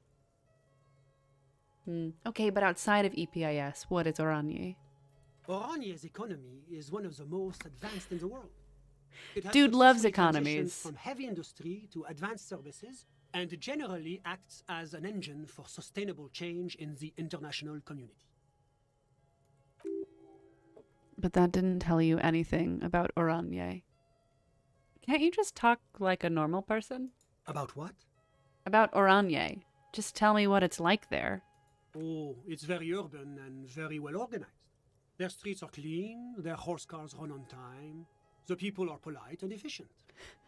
Like I said, they are an example for less emerged nations to follow. Less emerged. I love that version of developing. It's a developing country. Enough business. Let's talk about something else. Whatever you wish, officer. You actually witnessed the lynching? I'm sorry to say I did, officer. The man gives a solemn nod. I'm not going to say this is just the break we've been looking for. I'm going to say start from the beginning, if you don't mind. Officer, it's very difficult to describe what I saw that night. It was so surreal to me, like in a play. Drama. Medium success. He holds out his hands and blossoms his fingers like a drama teacher, setting the scene. What do you mean, like in a play? The lieutenant is already scribbling down notes. It was just so strange. I could barely comprehend what was happening. I was on the balcony when it happened, getting some fresh air. I remember that first they came in, carrying what looked like a body. And then I saw all the surrounding windows go dead, one by one. That's when I understood. I should not be seeing this. Sounds like the victim was unconscious, or at least incapacitated. Interesting. Who were they? Can you describe them? I couldn't see their faces well, and there were quite a few of them. But they were very loud and very Martinez. He pauses, looking for the right wording. Let's just say that the laboring classes can get rather expressive with their profanities. How many of them were there? I couldn't tell you exactly. Less than 10. Maybe 8? Maybe 8? No, there are only 7. The lieutenant sends you a sharp look at the mention of that number. Were any of them huge? Like 200 kilograms huge? That's a giant you're describing. No, they were all quite human, as far as I could tell. What happened next? I went back inside. Were you able to see anything from inside? Officer, the yard was pitch black. There was nothing to see, but I could still hear their voices. They were threatening to kill that poor man. Were they men? Women? All men, I presume. But again, I couldn't see very clearly. What ethnicity were they? I believe they were mostly white, though I believe I saw 2 Areopagites among them. And I am quite certain that one spoke with a Mesk accent. What happened next? Well, that's the strangest part, officer. Nothing happened. It was oddly quiet for a public lynching. Oh, welcome. Yeah, it's a good one. It's a good one. The words, they're pretty good. And I like how they read in order. What do you mean nothing happened? They lynched a guy. Eventually, their shouts died down, and that was all. There were no gunshots, no celebratory shouts, no anything. Why didn't you call the RCM? You're right, of course. That is what one is supposed to do in such circumstances. I was simply in shock. The man wipes his glasses. I'm afraid I don't have anything else to add. Oh, the lights came on. About what time was all this happening, approximately? All I can say is that it was late. You didn't check your watch? My watch. Yes, now I remember. It was 30 minutes past midnight, give or take. He looks at his watch as though noticing it for the first time. So let me get this straight. You didn't actually witness the hanging itself, did you? No, I didn't see the corpse until the following day. Well, that was a waste of time. I'm sorry I couldn't be of more assistance. Can you tell me about your friend? Ah, my friend. My friend is a good young man. His family immigrated here from Kedra, and life has not been easy for him. But he understands the importance of education. He understands the He importance has taken of his future education. into his own hands, and that's all that matters. What's Kedra? Kedra is a candidate member of APIS. But, between you and me, their potential membership is a more contentious issue. What do you mean? That it's never going to happen. They entered negotiations in 21, and it's been pending ever since. But that doesn't tell me anything about Kedra itself. Is it warm there? Cold? Something in between? It's warm. It's also known for its mandarin trees and dust storms from Supramundi. He nods. Kedra's an emerging market, but it still has a long way to go. Maybe that's why my friend's ménage decided to emigrate. How did you two even become friends? How did any of us become friends? Bad things happening on the Insulindian Isola? Oil platforms ablaze in the night? Civil wars lasting for years? Finally, the international community is forced to step in. You're describing how the coalition occupied Revachol. One of the wonders of democracy is that everyone is allowed to have his own opinion. And not just allowed, encouraged even. Have you ever tried debate? The man pats his pockets, looking for something. What do you mean? Debating. You should consider joining a debating society for adults. Ugh. I hear they're oodles of fun. I used to have a flyer for one, but now that I start thinking of it, it was for an improv class anyway. It's this funny theater thing, you know? Very creative. Helps relieve stress. He moves his fingers. This man is a retiring improv comedian. Just like me. Conceptualization, medium success. A chill runs down your spine as you envision a half dozen people in professional attire standing around a chair, awkwardly pretending to be waiting for a motor bus. It's neither funny nor creative. You still haven't told me who he is. Sorry, who? The man throws a quick glance at his watch. Your friend, the smoker on the balcony, we were just talking about him. But I told you, officer. He's a bright young man here to pursue his education. Education is the foundation of our future, especially the arts. It is a cornerstone of our civilization. Fine, but what's his real name? Officer, you have to understand. I can't give you his personal information. I'm sure you have your own methods and databases, right? Please don't put me in this situation. So all you can tell me about him is that he's here to study the arts? He's deeply enmeshed in the study of the fine arts, yes. As though you weren't envious enough of the boy as it is. Because I'm an art cop. Which arts? He's a truly free spirit. He likes all the arts. Perhaps graphic design, printmaking, who knows? The world is open wide for a talented youth like him. What are you doing in his apartment by yourself? I'm just enjoying the view. The man smiles, nodding to the window. What view? It's dark outside. Listen. He says, raising his hand. What? I'm not hearing anything. The Insulindian Bay. I was asking about your friend. My friend comes and goes. I'm sure you'll see him around. He's a busy bee. A busy bee. What an odd choice of words. I had something else in mind. I'm all ears, officer. Thanks. I've got all I need. A moment, officer. Do you have everything you need from me? I'm afraid we won't have the chance to speak again once you leave. Hold on, why can't we talk later? It's against diplomatic best practices for an official in my position to be discussing murders with local militiamen. And I'm pressed for time. After you leave, I should be leaving as well. He pauses. Logic, medium success. That's not the real reason he's so apprehensive. Men in his position shouldn't be seen loitering around in underprivileged young men's apartments in the middle of the night. I'm not going anywhere. I just wanted to take a look around in this apartment. Sure, go ahead. It's a beautiful space. He glances at his watch. Let me know if you have any further questions.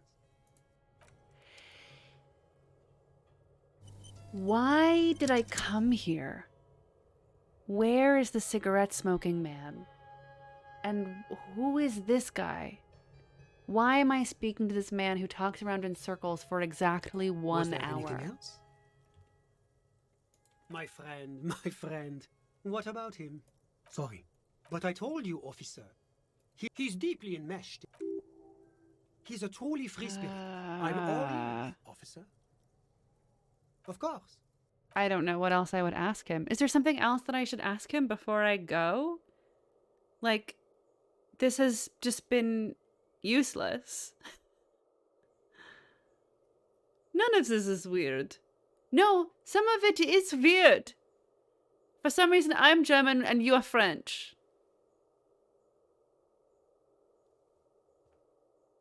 This man exists to be hated. Okay.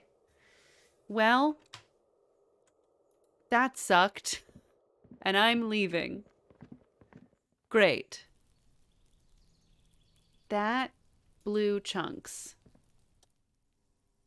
No Let's one go. answers. There's nothing to do here for us anymore. Okay.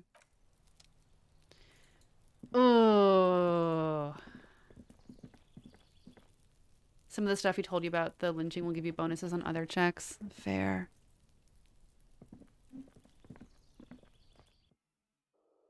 Yeah, it's interesting that there were no gunshots heard during the lynching, but he heard them say that they were threatening to kill somebody.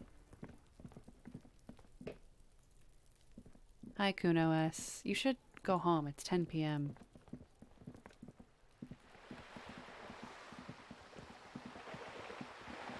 Man. Raphael has to go take a shower, because that sucked. That sucked eggs. Yeah, we know that the man on the balcony has bad taste in men, which means that we have a chance. Yeah, they more or less match the Hardy Boys the Hardy Boys subscription.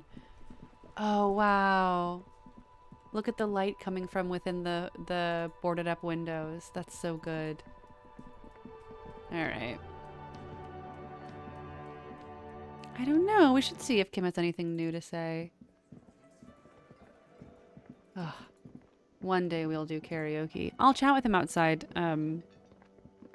our bedroom doors.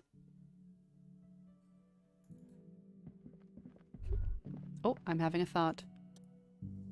You should pick that fat, juicy cigarette butt from the tray, light it up, and smoke the living shit out of it. No. Hi, Kim. Yes? Excuse me? Nothing. You have a distinctive way of walking. If I were to walk in front of you, we would surely collide. He's looking for the right words. What do you mean distinctive? I hope you don't take this the wrong way. It's just a collegial observation. In the 57th, we call it the Jamrock Shuffle. Officers from Jamrock's 41st Precinct tend to move a bit erratically. That's so funny. They say it's a scene-clearing technique developed by one of your lieutenants for gathering evidence. It's erratic, yet thorough. Prioritizes containers. You're kidding me. Why containers? I don't know. Containers contain, I guess. I'm making assumptions. We should move on. That's so funny. The Adventurer's Gate, yeah. Esprit de corps. Passing along frivolous interdepartmental stereotypes is not usually his oeuvre. He regrets bringing it up. Nothing. Okay, Yes? Nothing. I'm ready to go to bed now, and you don't need to come. See you in the morning. Oh. Have I seen this before? Oh. An empty cassette case. I don't think I have. Okay, Raphael, let's go take a shower. Bathtub. This is not the cleanest bathtub in the world, but it's cleaner than you are right now. Run yourself a bath. The bathtub slowly fills with water. The water beckons. Oh, boots time after? Yeah. Yes, correct. We'll do that. The water beckons. Undress, close your eyes, and submerge. Thank you for remembering, because I did not. The water is only lukewarm, but still comforting, like amniotic fluid. A few beer cans are bobbing up and down along your flanks like sad duckies. No. You feel nice and lonely, and so tired. Take the beer cans out. Now you are alone with your thoughts in the tub. But it's easier than being alone with your thoughts outside the tub. Mood. Huge mood. That's exactly how I feel. I feel like I smell burning toast. Electrochemistry, medium success. They're not even really thoughts, just distorted sensations, none of them acute enough to focus on. Imagine something. You see the corpse. You can still smell the cadaver on you. It's going to take more than one bath to get rid of that stench. Then, houses. Along a narrow street. A video rental. Darkness on the planet's curvature. Linger in the tub a little. Your fingers grow pale and are covered with tiny whirls as the water cools. Amazing! We gained 30 experience and leveled up for being in the bathtub. The water line recedes as you stand. You are cold now. Your clothes stick to your still moist skin. Okay, let's go see if we can't get those boots. And I'm not going to use the point that I just gained yet, because I might want to have that available.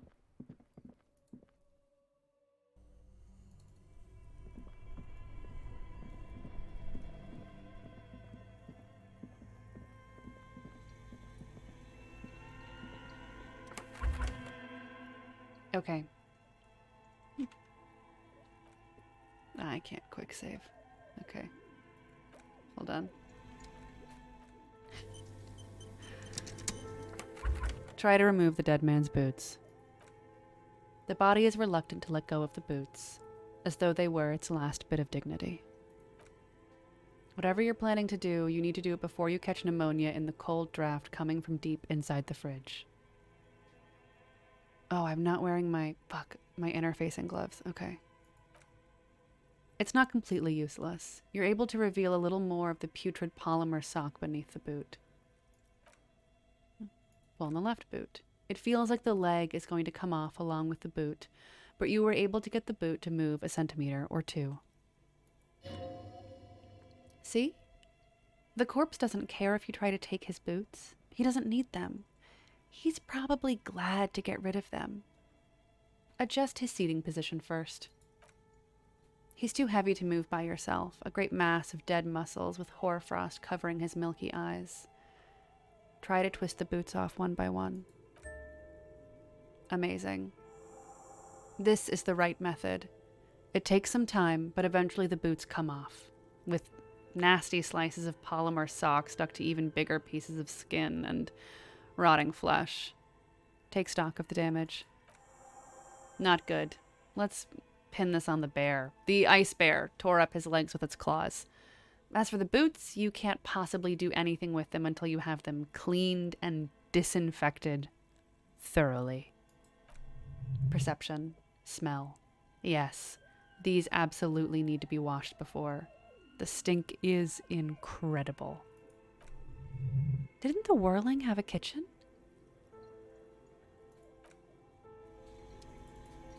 Interesting.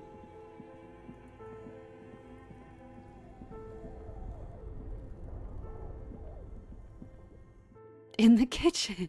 Yeah. Where would you go and wash them? In the bathtub in your room? No. And look, nobody's here. Is there anything? There's a big pot. Industrial stove. This industrial gas-powered stove has been used to prepare food for many hungry hostile guests. There are several pots and pans on hand. Savoir-faire, easy success. Getting the corpse residue out of these boots is going to require patience, and also a huge pot full of boiling water. soap, and white vinegar. Check out the cookware. A commercial pot draws your attention. It's very large, gigantic even. It could be used to make enough stew to feed an entire city, and also to boil a putrid pair of death boots. Check out the cleaning supplies. There is a variety of soaps and bleaches in the cabinet to the left of the stove. There's also a bottle of white vinegar in the cabinet next to the fridge. Now, Raphael, you have to be very careful you don't accidentally mustard gas yourself. It's bad with those boots. Don't be stingy now. Okay. Dish soap and white vinegar, I think. Well, that's how I clean stuff all the time, but we mustn't put the bleach in. The delicious smell of cheap soap and vinegar waft up from the pot. Okay. All right now, chef. Light the stovetop and boil them. Add water and the boots to the pot. Bring it all to a nice boil. The strong smell of vinegar forces you to step away from the pot. The water slowly comes to a boil. Wait. Strips of polymer fabric and human tissue separate from the lining of the boots. They float to the bubbling surface. Beautiful. A 2-course dinner of rotting flesh and hardened ceramic. Wait some more. The boots look cleaner and cleaner. Those bits of human flesh are beginning to look cooked. You can smell it too. Just like beef stew. A little more. That's it, chef. The boots are as clean as they're going to get. Steam, dense with the smell of strange meat, disappears into the vent above the stove. Dump the sock and flesh stew and examine your new boots. Hell yeah. A pair of real beauties. The boots are shiny, hot, and reek of vinegar. Just perfect. Item gained, Fairweather T500 Greaves. Getting the Hangman boots complete and gained 30 experience. I think it's beautiful and wonderful how we were able to use the tools at our disposal to make ourselves a delicious soup and get some boots. Master Chef out. Wonderful. Let's look at them. Oh, we have some interactables. No, nothing new. We have this empty cassette case. There used to be a tape in this case, but it was destroyed in a fit of rage. Something about the Atenier's single, Smallest Church in Saint-Saëns, might have rubbed somebody the wrong way. The label says the song was recorded in 43. Look at these boots! Authority +2. Put your foot down. -1 composure. Shoes too big to fill. These greaves are light as feathers and just a tad too big for you, but don't let that bother you. With these on, you look like some kind of future warrior. And they'll keep you safe if you accidentally shoot yourself in the foot. So worth it. Yo! Look at me.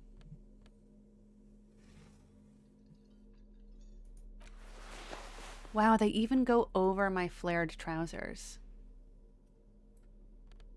That's impressive. What a look. Top 10 thrifting tips with RAC. Amen. Yeah, I'm from Nier Automata.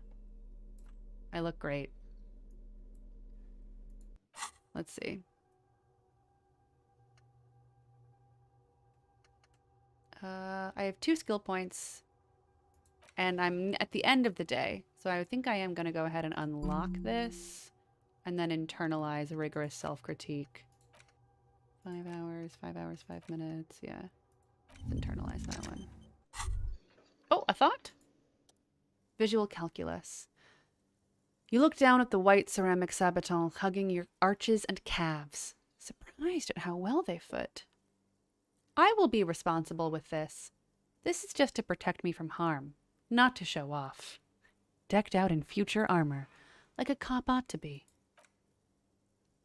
The hardened vitreous enamel, at once sleek and light, adds a glow to your cheeks and a spring to your step. Just imagine what a full suit of this stuff could do for you. Yeah, I want the full suit. This gear could line my pockets with cash. I could probably sell it to some other cops. This is the long sought after enemy technology. I can't just enjoy it. I must study it. I'm gonna study it. Oh.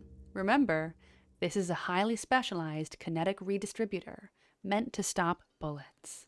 Wear it. Observe its properties. See if there's a weakness in the design. Yeah, I am also wondering if Kim is going to see me in this tomorrow and be like, Raphael, where'd you get those boots? Half-light, easy success. For the day you have to fight someone covered in the same material. Really? Let's investigate this door while no one's here. Nope. Nothing new.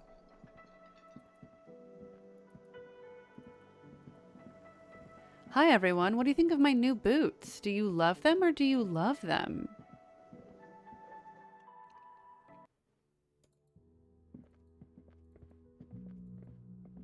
God, these shoes.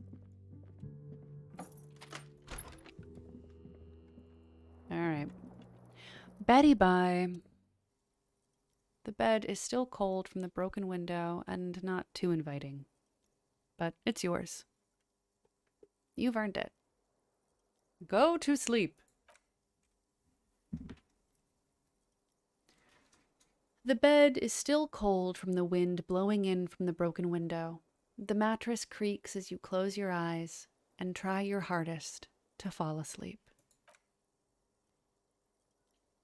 Am I going to be in the pail again? Limbic system. Here we are again, my broken bird. The waves are coming, carrying you away, but you can't go. No, you have to stay.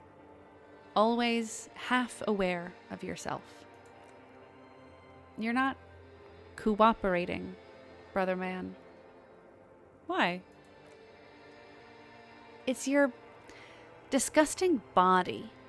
Even through your sleep, you feel a vague discomfort suffusing it. Your belly and your sides are unpleasantly tender. You wish you could curl up into a fetal ball of safety, but you cannot. Because of the pain. Logic. Medium success. That pain in your right side is your enlarged liver, by the way. As for your kidneys, you've really been compounding the damage lately. Empathy. Medium success. Every cell in your body is moaning in agony, asking, what did we ever do to you? I'm sorry, cells. It's all me. It's my fault. It's all the system's fault. The system failed me. This body's worthless anyway. No one does anything nice to it. I'm sorry, cells. I'm a sorry cop. Or does this feel... communist builder? Yeah, the system failed me. Yes, your body is a system, and it's failing you because you're failing it. These are my just desserts. I will endure this pain with dignity. Wait, wasn't this the express to fuck all borough? I'm an artist, and liver damage is my art. I think I need medical attention. Oh, yes. They'll check you out, give you some pills, make it all okay. The Wonder Makers. Don't be stupid, Harry. It's not happening. They don't make new kidneys and livers in hospital. All you've got to do is pray to God it passes, while you stare at the flickering darkness. You're just stuck here. In the half-world. Could try looking at other people. Really looking.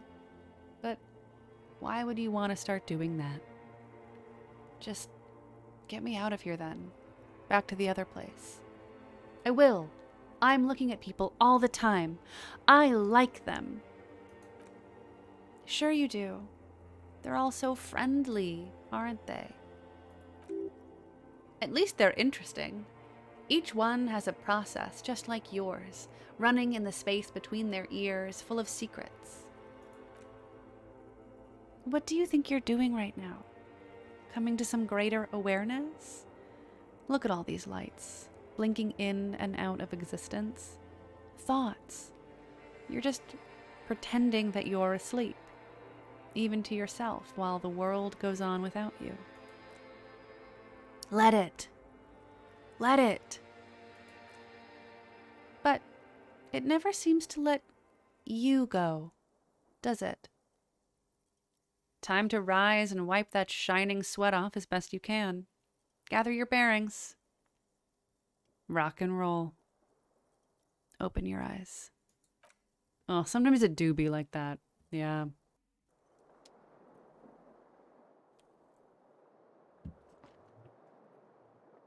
Oh, all right, bud.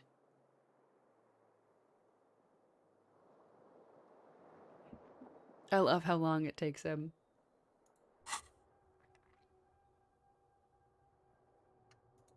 The Fairweather T500. It really hurts to punch this armor. A sword wouldn't even leave a scratch. A bullet would bounce right off. Still, there must be some flaw in it that would allow you to stand your ground against this dangerous enemy technology. You just have to figure out what it is.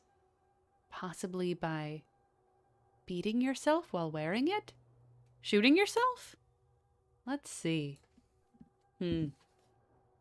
Interesting. And I think I have a skill point, but I will hold on to it in case there's a check that I fail. I love that the sink is just perpetually on. Do you think Kim's gonna comment on my boots?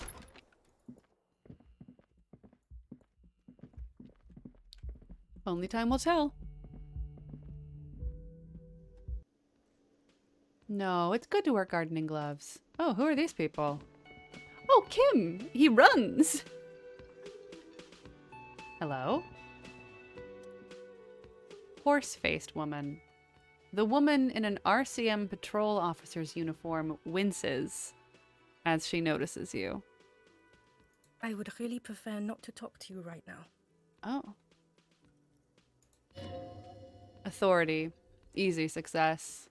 A patrol officer is the lowest rank in the RCM, below lieutenant and sergeant. Hold on. You're a patrol officer of the RCM? I'm on a murder investigation. Are you the cavalry? Is everything all right? Why don't you want to talk to me? Or fine, I'm leaving. Hold on, you're a patrol officer of the RCM? Yes, I am. But I'm a cop too. I know. Here's the real deal. Kim! What? Why did that not sound correct? Yeah, it's hard to tell whether he's sarcastic or sincere, but if you had to guess, you would say the lieutenant is being sarcastic. Is everything all right? Why don't you want to talk to me? I don't know. I mean, why would I want to talk to you? She's still avoiding your gaze. Have I wronged you? I've done that to a lot of people. It's cool to see another cop. I thought Kim and I were the only ones. God, I don't know why. I'm just trying to do my best. Let's just do this by the book, okay? Why? I bring word of the end to come is number one. No, you haven't wronged me. It's okay. She shakes her head and breathes out. Okay, fine. Let's talk. What did you want? What does one talk about with a fellow officer? So, what precinct are you from? What precinct? She just sighs. Am I from? God, he doesn't know. Fucking deranged lunatic. The sunglass-wearing man pushes through his teeth. You're getting an intellectually unsatisfying vibe from this conversation. Maybe you're doing something wrong. Okay, goodbye. You look like shit. Your ruffled face reflects in the man's sunglasses. And I don't mean that as a metaphor. I know. It's intentional. Like undercover? The woman in the RCM uniform interjects. Well, as far as disguises go, this is one of the best I've seen. I mean, I could swear you're an actual bum. Oh, come on, Jean. It looks like it's been a rough week on him. It's not just this week. What you want? He scans you from head to toe. There's something about this guy that matches with a face in your head. A similar but different face. He might be wearing a disguise. Okay. 72%. I'll give it a... Well, I don't want to put... Purple. Purple is Psyche. Yeah, let's boost Psyche. Let's boost Psyche. Let's do it. Plus to Psyche, minus to Intellect, and a vote. Just because I don't want to put a skill point into Esprit de Corps. Feels like a waste. Just to talk shit at this guy. Alright. Yeah. Nice. You know what this is. It's like the two of you know each other. Just ask him. Tell me the truth. Do you know me from somewhere? Oh, I definitely know you from somewhere. Ugh. Another life. From where? From another life? Yes, from another life. A different life. Maybe the life of a police officer belonging to the ranks of the... He pauses. To what station do you think you would belong in this alternate and totally fictional reality? The 41st? Okay. That's plausible. That's entirely plausible. Now we're really getting somewhere. The man sounds genuinely excited. He gives you a long, meaningful look and adds, Somewhere good. let's talk more about the hypothetical station 41 you mentioned. Okay.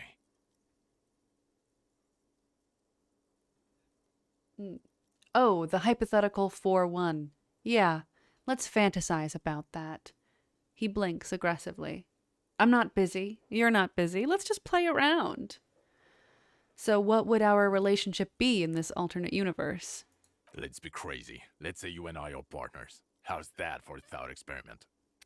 You seem like a bit of a drag. Kim's cooler than you. I'm sure he's fucking flattered. But Kim is not part of the thought experiment. In this one, we're partners. That sucks. The lieutenant is silent. You seem like a bit of a drag. No offense, but I could do better. None taken, my friend. None taken.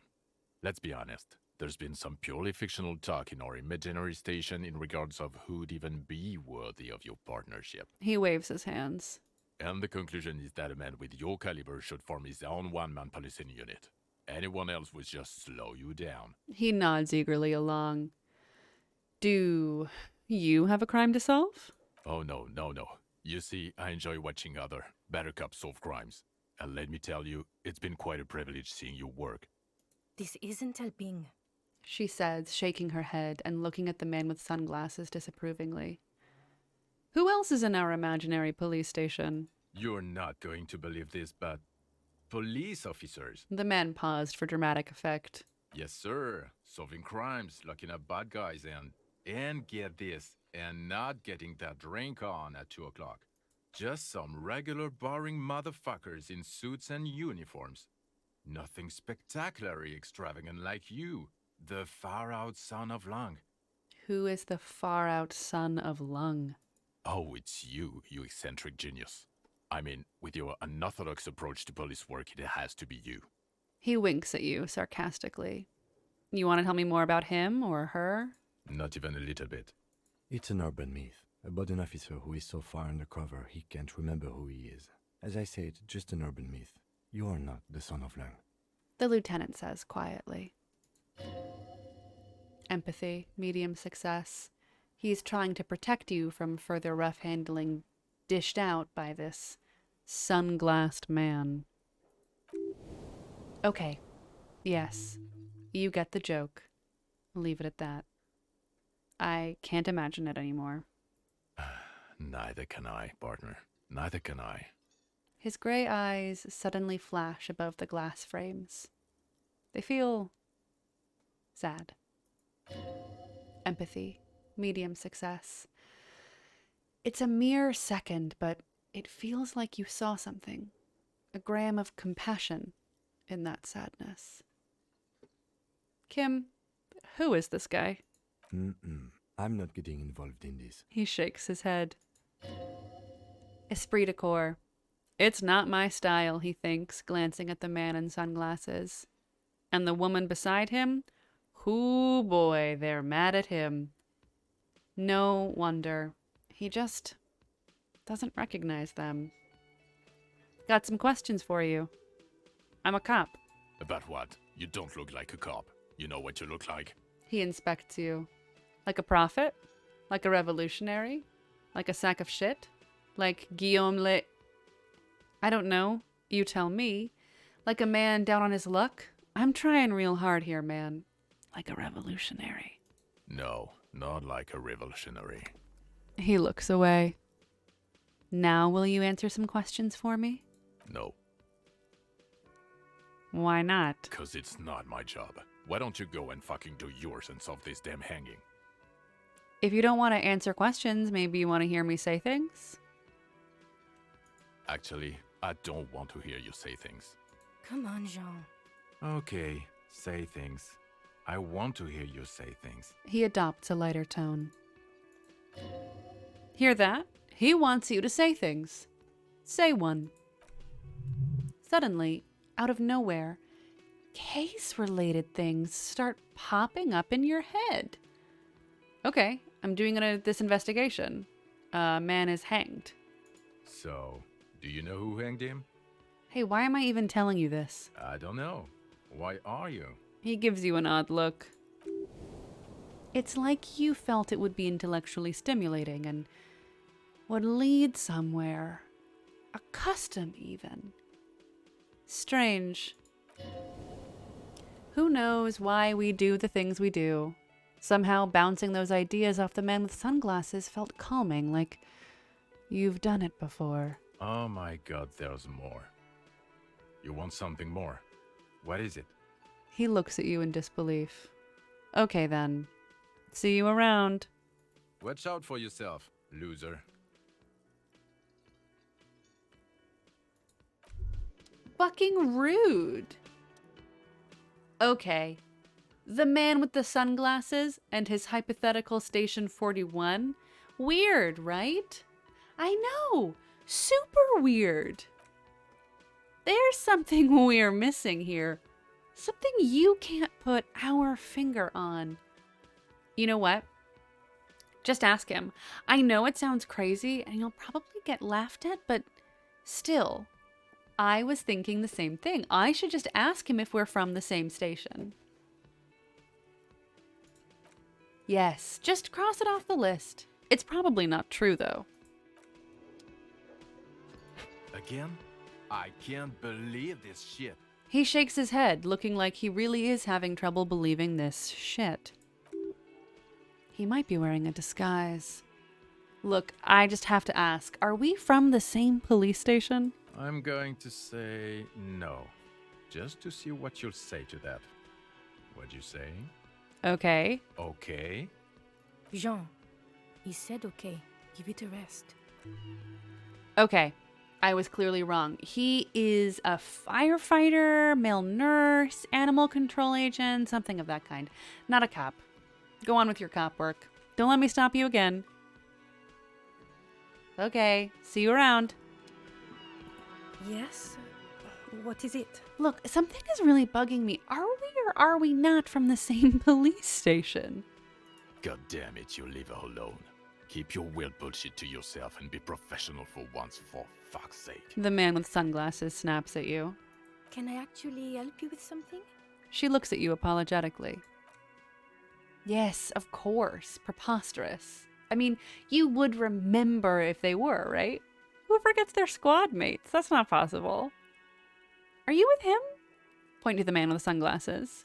Of course I'm with him. Why do you ask? She seems startled by her own tone. He's an asshole. You're an asshole. You know what? Maybe with both assholes. He pauses. Please, let's not turn this into another exchange, okay? She looks at you, then him, then you again. Okay. Goodbye. Well, that was weird. Good morning, Kim. Yes? Ooh. No, never mind. It's nothing. Who's this?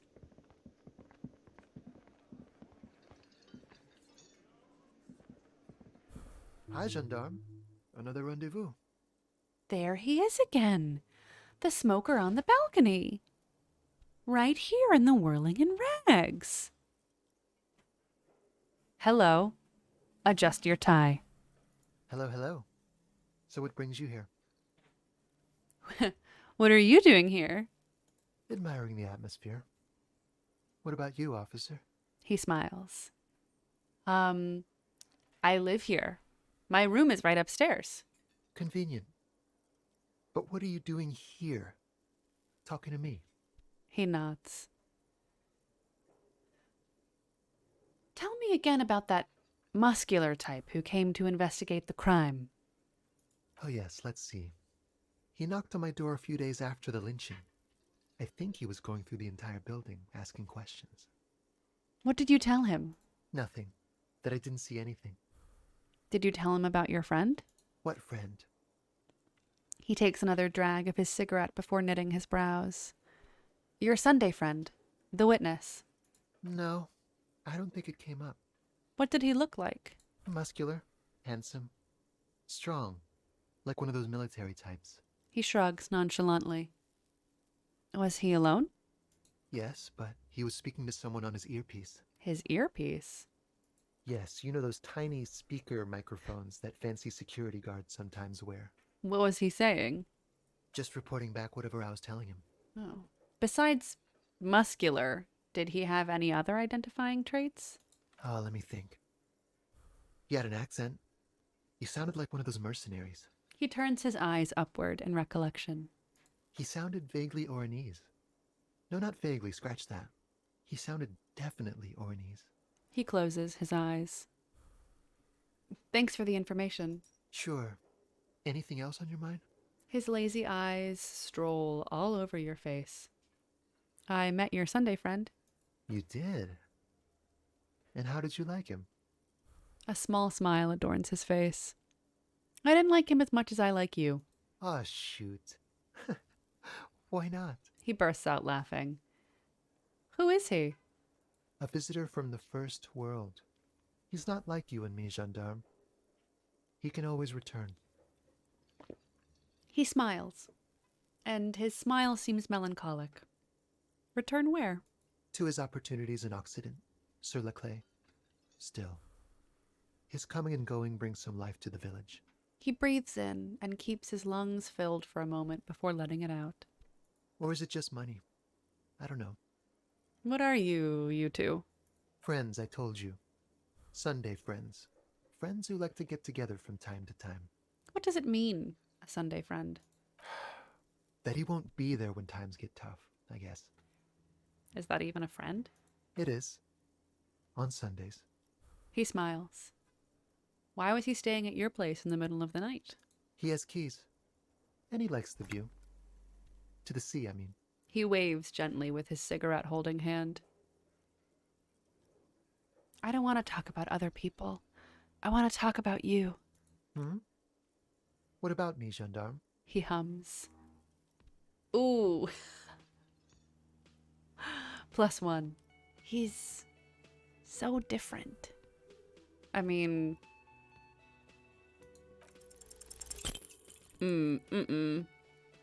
It's the sports. He's a sports guy. All about that physical prowess and athletic skill. Nothing else here. Composure 1, I know. Leave. Bye-bye, gendarme. Goodbye.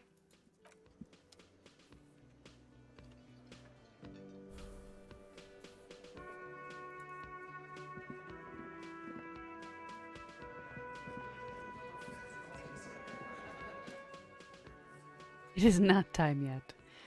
Oh, it's so funny. All right.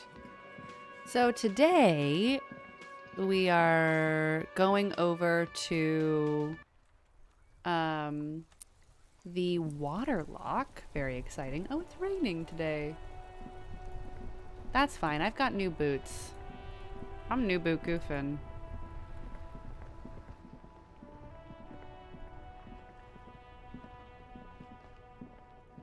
TFW, your new boot goofing. Hello, gentlemen. Are you here to do the water lock? Oh, I'm so excited to push that button. I don't think it's time yet. Maybe it is. I felt like it was like 9 a.m., but I'll give it a shot now. Water lock control panel. A rusting control panel with loose wires dangling out from the hole where an indicator light used to be and a mechanical lever sitting in the middle. Pull the lever again. You grab the handle and pull the lever up. As soon as the metal connects against the contact pins, you hear a loud clunk. Then, the water lock starts moving.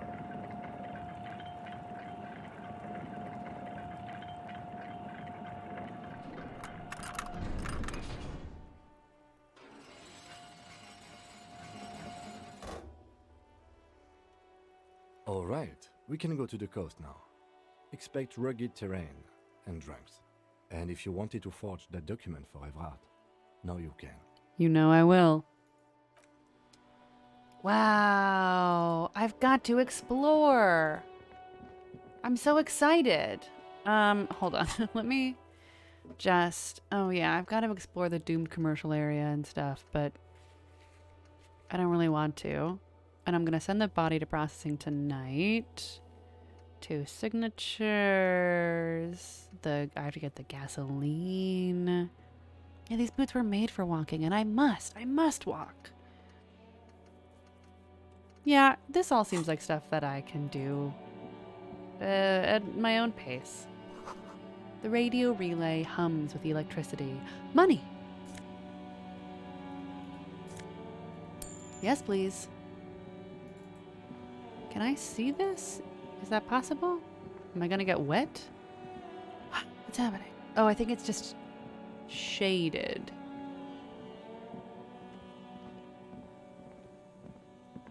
Oh, Annette is not inside. No, no, no. I would love to get Annette inside. But I'm a buffoon. And all I can deduce about her is that she's small and a girl. What is this? What is this? Is that Kim? Yeah, that's... Oh, that's... Kim's... Kim, what is attached to you? What is this? Is that your notebook? Is that your zipper falling off of your model? I love it. Oh, a thought? Ahead. Decades-old concrete defenses. Children play on them now. Oh, what's up there? It's time to explore. Oh, another thought. A creaking ahead. A broken axle grinding. What is this? Oh, a banged up fuel canister.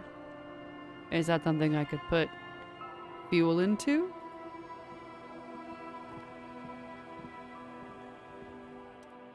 Sunken motor carriage. A banged up motor carriage lies half submerged in the icy water, slowly sinking into the Insulindian Ocean. Only the cabin top, rear wheels, and the engine remain visible. Empathy, medium success. It must be cold and lonely down there in the icy water. Interfacing, medium success. The seawater has already started to corrode the metalworks. Visual calculus, easy success. Remember the tire tracks in Martinez? This is where they were leading. This is where the tracks on the plaza were leading to. It appears to be so. The lieutenant has a peculiar look in his eyes as he inspects the wreckage. Let's investigate. I agree. We should definitely investigate. New task. Find the traffic hooligan. The lieutenant replies. His eyes never leave the sunken vehicle. Inland Empire. Success. You get a sudden sinking feeling. Uh-oh. Uh-oh. Stomach acid comes up as you look at the motor carriage in the deep, dark, cold water. I have a bad feeling about this. Run your hand over the cold metal. The motor carriage is properly stuck in the ice. Getting it out would require a team of specialists. A single day in the salty seawater would ruin most vehicles, but this one looks worn even in places the salt water hasn't touched it. What is the make of this MC? Can I see a logo? The logo is too deep in the murky water. You can't make it out, but you do see a monkfish float by. How long has it been here? The ice hasn't closed around the vehicle yet. My guess is it's been here since last Saturday or Sunday. He leans forward to peek into the cold water. The estimate is correct. The incident probably occurred on Sunday evening. Well, well, well. Looks like Jacob Earv's journey came to an abrupt end here. Your mocking tone finds no response but the motion of the waves. Oof. Did you say something, Lieutenant? Yes, yes. Rub your chin. Crazy recklessness. Yet another case of the engine displacement triumphing over the driver's IQ. Enough gloating. This is serious. Number 2. Yes. Crazy recklessness. I'd say it has been here since last Saturday or Sunday. The lieutenant glances at you. What should we do? Let's wait for the low tide and see what's inside. Oh, ouch. Great idea. Then we can get the things inside. The joyrider must have left something good inside. Guns? Papers? Maybe a cool jacket? A joyrider jacket? Esprit de corps. A joyrider jacket? You feel a strange connection to this joyrider. Maybe he's from some kind of joyriders district and likes blue and white racing livery? Like a cop would. How long will it take for the low tide to come in? I don't know. An hour or 2 tops? Sit on the swing and wait for the tide to recede. Oh, jeez. As you sit down in the old rusty playground, the world around you becomes very silent. Oh, yeah. Nothing but the sound of seagulls high above in the sky, echoing like distant laughter. Ice cracks around the blue motor carriage in the sea. Drama. Whistle a tune. Yes. The tune on your lips forms a strange yet undeniably beautiful contrast with the surrounding bleakness. The lieutenant gives you a quick glance. Then, still looking straight ahead, he joins you with a higher pitched and slightly more melodic trill. 2 birds on a wire, whistling by the seaside, looking at the water, and a sunken car. The wind blows. In the distance, behind the church, some vagrants are having an argument over a bag of tar they found in the reeds. Further away, a flock of seagulls land. You failed the whistle check? Oh no.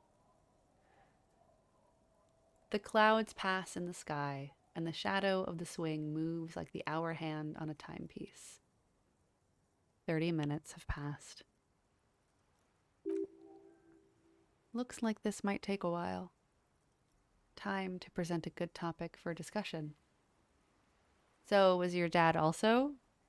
Point to your eyes. Ooh, I thought that was going to be about his glasses, but I feel like that it actually might be a racist one. So I'm not going to ask that one. The tide sure is taking its sweet time. Would you rather sit on an anthill for an hour or stand in a river of leeches? That's the one. Well, historically, leeches have been used to prevent and even cure many ailments. The lieutenant rubs his chin. Okay, he's thinking. I can do this. Let's do this. Who'd want to sit on an anthill? There are no therapeutic benefits to... I'm trying to get Kim to conceptualize a cube. Well, napalm ants are, for example, used in some rites of passage rituals. Clouds on the horizon grow darker, and the shadow of the swing set keeps climbing. You hear the distant rumble of the city. 30 minutes pass. If you had to side with either the strikers or the shipping company, who would you choose? Luckily, I am already a member of an independent organization, and therefore do not have to choose between a rock and a hard place. But if someone puts a gun to your head, I guess that's just your way of saying you'd side with the company. I understand. You're saying you're siding with the Union. I mean... Your voices echo on the water, strange and out of place in the environment. 30 more minutes pass. Can you make out the mark now? Squint your eyes and say, "Is that a number on the side?"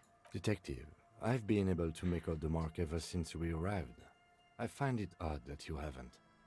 It's a Coupris, Model 40. His eyes turn to you.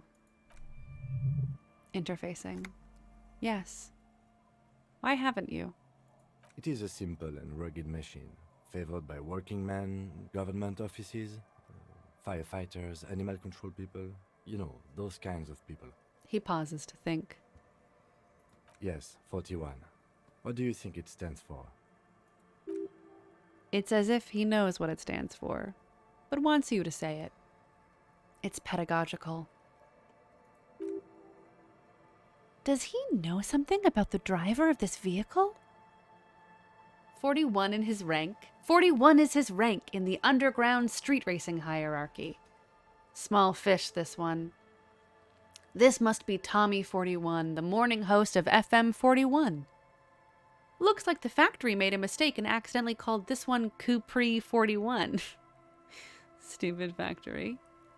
I hate guessing. District something, a precinct, something municipal. Rub your temples. You're getting a horrible headache. Oh, God. No. I'm sorry, Harry. I'm so sorry. Inland Empire. Trivial success. 41. Precinct 41. A massive pit opens up in your stomach, and the most terrible feeling comes over you. Volition. No. Just... Nope. Say no to this, Harry. Option 1. No, no. Option 2. Oh my God, it's mine. I drove my car into the sea. Gonna go with the first one. Yes, your car is in the sea. Face it, so we can start dealing with this. No, I mean, seriously, it's just a coincidence. The lieutenant just shakes his head. Oh my God, it's mine. I drove my car into the sea? I'm afraid so, yes. It looks like you started in front of the whirling, jumped over the canal, and then drove your vehicle in the sea right here. Maybe I was in pursuit of someone. How do we get it out? I can still fix it. They're not going to take me back after this, are they? The badge, the gun, and now this? Things were going so well. We were just whistling merrily. You can still whistle. Besides, the night is always darkest before the dawn. The lieutenant says with a smile. I could weep. How do we get it out? Detective, we don't. A rescue operation really isn't viable at this point. He says, almost gently. Savoir-faire. It's sunken too deep. There is no access ramp to the coast. So it's just gonna be there like that? I'm afraid it will have to be there like that for many years. Look at it. Parts of it might be salvageable, but overall, this machine is a write-off. He looks around. I can still fix it. That is very unlikely. All the electrics are toast. That goes for the electromagnetic steering and brake systems as well. The lieutenant replies with a sigh. You'd be lucky to find one undamaged component in there. In a few months, there will be nothing but rust left of this vehicle. It'll be cheaper to buy a new one. He shakes his head. Well, not cheaper. This motor carriage costs 40,000 real. But in the long run, it still makes more sense to buy a new machine than try to refurbish this. People are going to be angry at me, aren't they? In Precinct 41. Let's face it, this is a substantial loss to your district's budget. I mean, my station only has 4 other vehicles in addition to my kinema. He's avoiding your gaze now. Logic. This was 20% of the station's vehicular budget. They're not going to take me back after this, are they? People are more valuable than machines. Aw. Training a police officer is even more costly. He's trying to cheer you up now. The badge, the gun, now this.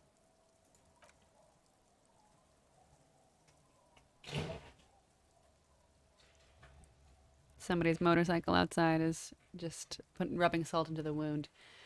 The lieutenant adjusts his glasses and doesn't say anything. There's also a 4th thing you've lost. A 4th thing? More precious than the gun, the badge, and the motor carriage. Combined. Lost forever. Into the deepest of seas. I was not in pursuit of someone, and I'm not even going to say it. Well, at least I can see what's in there now.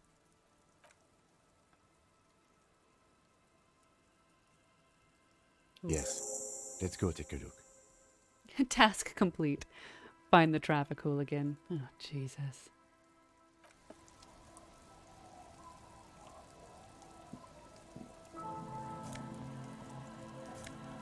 Ooh, RCM commander's jacket. Oh no, my badge. RCM badge LTN 2JFR Dubois.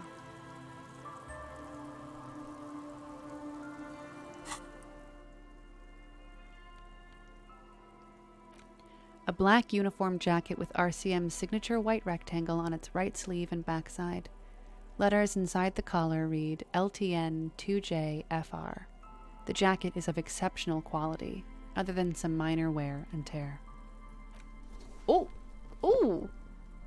Ooh, it's a little short, isn't it, Harry? It's a little cropped, don't you think? All right. A dented stainless steel canister for transporting and storing heavy fuel oil. A logo on its side has been partially stripped over years of use. The government-issued red-dyed fuel oil inside looks like paint, though it smells much, much worse. And my badge. Thick blue piece of acrylic covering a thin leaf of paper with the officer's name and rank on it. Next to the writing, you see a man stare back at you. A younger version of you, already disintegrating inside, but still presentable on the outside. I'm gonna fucking look at it, y'all. A police badge, on which you see the photo of a man. You. Some seaweed is stuck to the back. I found my badge. At least something good came out of all this. The lieutenant glances at the badge in your hands. Study the badge. Encased between 2 durable plastic sheets is a bluish card with lines of information and a watermark in the shape of the street grid of Revachol West. You see a photo, a name, a rank, a document number, the date of issue, and, in the lower right corner, your precinct. Look at the photo. The man keeps winking at you with his green-gray eyes. The photo is old, No doubt about that. But the badge is new. You used an old photo for a new badge. How old? 8, maybe 10 years. The guy in the picture is rather good looking. He's got a nice haircut and is distinctly lacking in massive sideburns. And he's winking? Why? Why do you think? His face is already contorted by the expression, although it looks less grotesque on him than it does on you now. The badge in your hand shines as you rotate it, catching the light. You see lines of information on it and a shining watermark. Name, Harrier Dubois. Harrier. That's long for Harry. So you are Harry. Evrard was half right. Probably not a lot of people know your full name. Whoever told him you're Harry Dubois didn't. He thinks. Strange. It doesn't say Raphael Ambrosius Cousteau. Not strange at all. Your name is Harrier Dubois, like it says on your police badge. What kind of name is Harrier? It's a wartime name. Revolutionary. The kind mothers give their sons during troubled times, like Undying or Boxer or Ironhide. A name.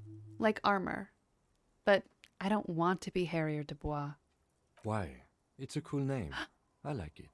Besides, you're Harry anyway. No one's ever called Harrier. He shrugs. He's not going to call you Harrier. He'll keep calling you officer when he's angry with you, and detective when he's not. That's cute. Rank, LTN 2JFR? Lieutenant W. Freighter. What is a Lieutenant W. Freighter? A gang of cycling youths just rode past my house. The lieutenant is a rank above sergeant and below captain. It's the highest rank in the RCM that still does field work. I am a lieutenant. And W. Freighter? The title of Jefreighter is added to your rank when you decline a promotion to a higher rank. Huh. In your case, captain. You have declined twice, thus you're double Jefreighter. The lieutenant explains. Declined? There are many reasons one would do this. The rank above you in your precinct's decomptage might be taken, or sometimes promoted officers do not want to replace their superiors out of respect. And sometimes they just prefer the type of police work available to their current rank, in your case, lieutenant. He continues. Heavy-duty case-solving machine. What's a decomptage? I thought my rank was drunk. Decomptage is the hierarchical system employed by the Revachol citizens' militia. It means counting down to twos. The countdown is modeled after the dual leadership system employed by the left during the Revolution, which in turn was developed by last century experimental psychologists in the University of Koningstein. The lowest rank is junior officer, usually teenagers. Teenagers! Then there are the patrol officers. ATAC! then sergeants, lieutenants, and then a captain. That's basically it, except for a few kings. What kinks? Kings like satellite officers and the additional freighter rank I already explained. The long and short of it is, you're his superior. Wait, satellite officers? No. So you've been putting up with all my bullshit because I'm your superior? No, I've been putting up with you because despite an unconventional approach, you are doing good police work. Thank you, Kim. It matters more than driving your motor carriage into the sea. And now we've even found your badge. He smiles encouragingly. How do I, Kim is the most patient person in the world. Listen, real talk. I'm gonna be serious with all of you for a second. All 56 of you. Do you know the only other person in the world that I think is as patient as Kim Kitsuragi? Answer. Jack Takeit. Jack Takeit is actually the real world most patient person in the world. Because I am a prickly, stubborn, impatient weirdo. And actually, My partner is the most patient person I've ever met in my whole entire life. You know, I was going to say I have never, ever, ever seen Jack be angry about something, because Jack is very, very, very patient. But when we first started dating many eons ago, I did, we were at the Victoria and Albert Museum, and an old Tory woman got mad at a waitress at the V&A like cafeteria, and Jack snapped at her, the woman who was being rude to the waitress. And I was like, oh, yeah, absolutely. Anyway, in case you were wondering, who in the world could possibly be as patient as Kim Kitsuragi? I think it's Jack Takeit. That's my story. That's my story. Thank you. Well, Kim, what else do you have to say? He trusts you. For now. Try not to spoil it. I thought my rank was drunk. Yes, apparently you've had a rather successful career in the past, and this leads me to believe maybe your current situation is only temporary. He pauses to examine you. Thanks. That gives me hope, Good. he says with a quick smile. Turn back to the document. Such a small yet precious thing. Expensive paper caught between thick plastic like a fly in amber. It reads, Serial REV 126205JAM41. That's just the serial number. Revachol, Jamrock, Precinct 41, with some numbers thrown in there for good measure. It's important to throw numbers in there for good measure. The numbers are not there for good measure. They have an administrative purpose. One that's unfortunately been erased from your memory. Date of issue, 7th of November, 50. 4 months ago. I'm guessing that's when you were promoted to the rank of Lieutenant W. Freighter. A new badge usually comes with a new rank. You seem to have been doing well then. Doing well then. You're pretty sure you weren't doing well, but better? Probably yes. A lot can happen in 4 months, especially in winter. The winters are never easy on you. Of that, you are sure. Precinct 41? Yes, it's the designation of your precinct. 41. Like mine says 57. The 57th is mostly industrial harbor. A lot of asphalt. The 41st is... He stops. It's a tough station to work in. You have all of Jamrock to cover. That district should have 3 precincts, but money is what it is. Esprit de corps.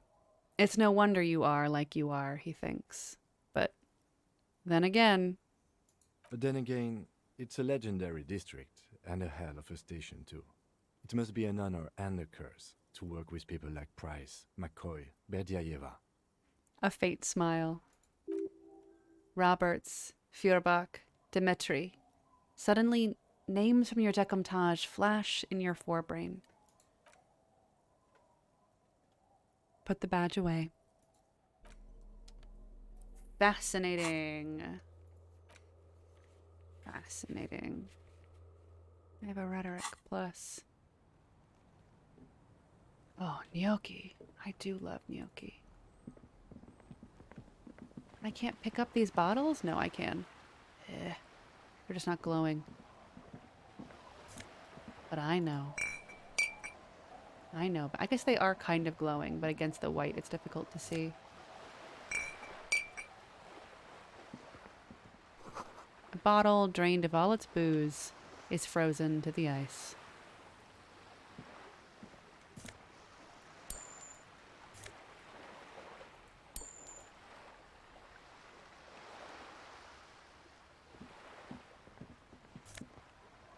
With the badge, you unlock some Joyce dialogue. Oh.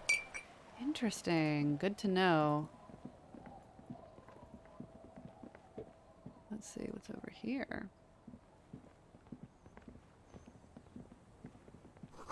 Footprints in the snow. They lead away from the accident. I see some more fruit. Oh, that's Kim. Okay, so there's something there, but the footprints, where do they lead? To a boat?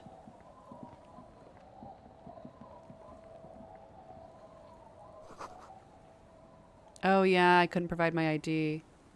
The underside of the boat has been recently tarred.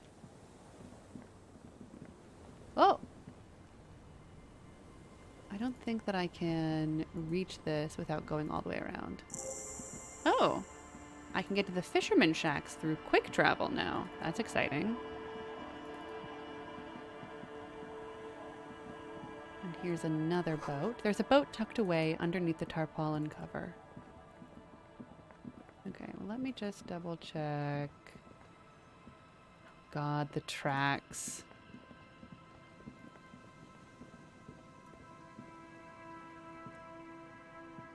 Is there anything?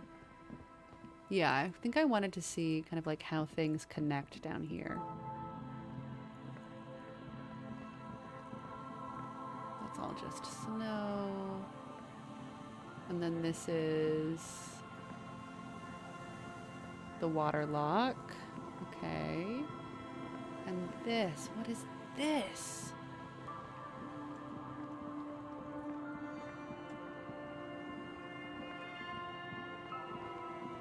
I want to fill in this map in my brain.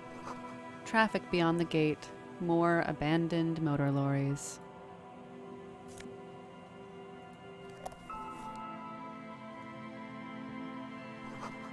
The sign says, "No entry."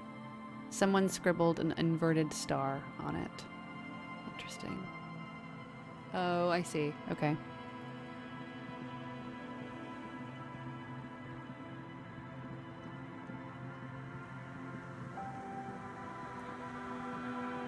Okay, so let's fill out the bottom portion of this map.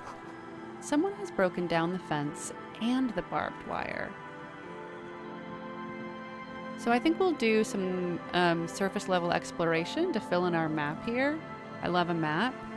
And then we'll probably call it for the day. Glory, says the graffito, to the ghosts of us. Damn, okay.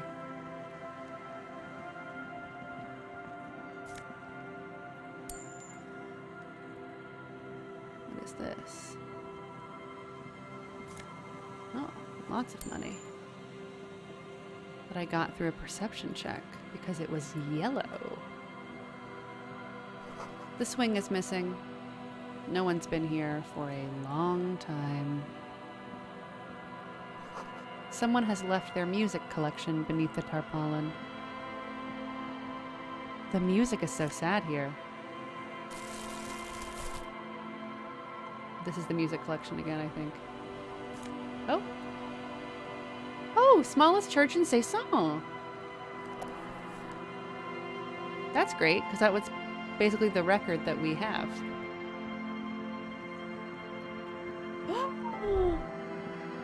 Oh my god, is that a sad song? I think that might have been a sad song, y'all. I'll go down there. I'll do it, but I'm up here. Oh, who are these people?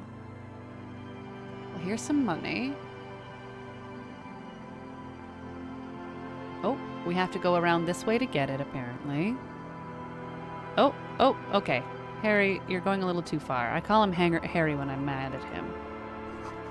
Cinder blocks, charred, a makeshift fire pit with magazines for lighting. Ah, the bushes are too thick and thorny to pass through. Oh. Sounds of life in the north. A washboard scrubs filth from fabric.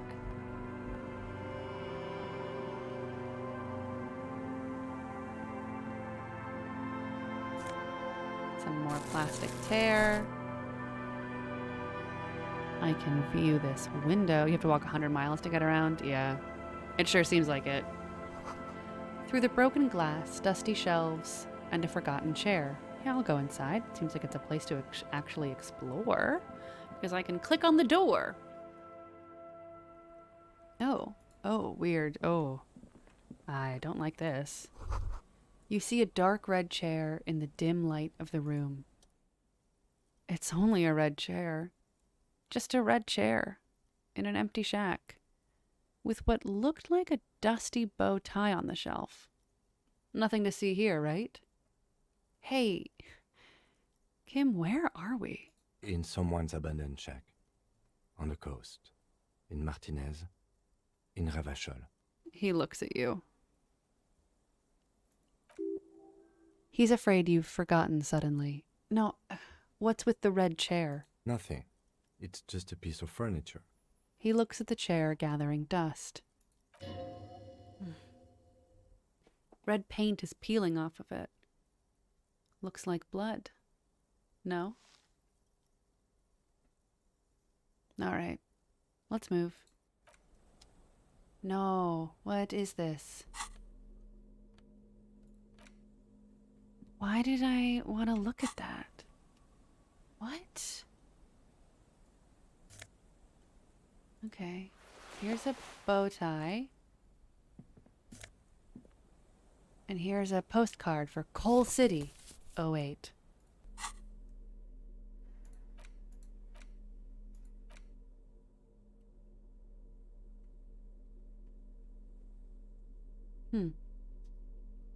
This postcard depicts a forest of smokestacks releasing fat plumes of smoke into a blue, cloudless sky. The tinge of age, the color of old teeth, gives it a sickly look. Written on the back is a single sentence, repeated twice. I got out. I got out. No addressee. A bow tie. You're sure that wearing this tie is a statement. You're not sure what statement, though. Look at this little professional boy.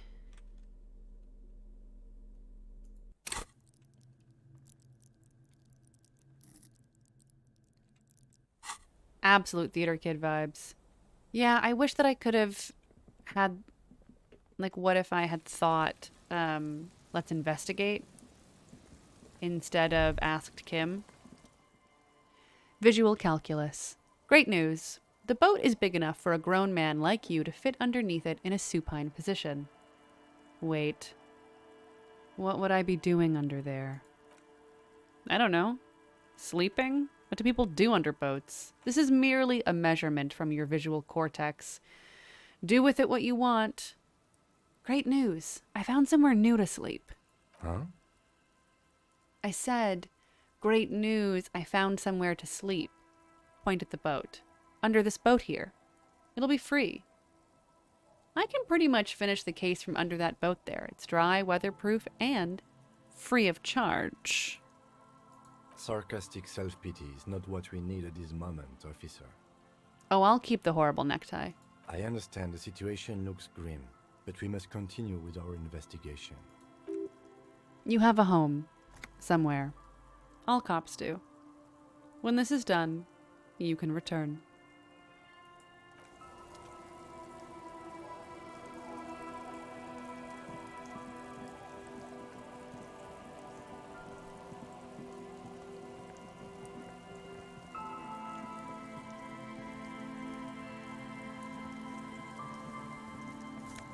Oh! Interisolary trousers. +1 to Kingdom of Conscience. Okay. Tailored trousers in light brown, moderate in every respect.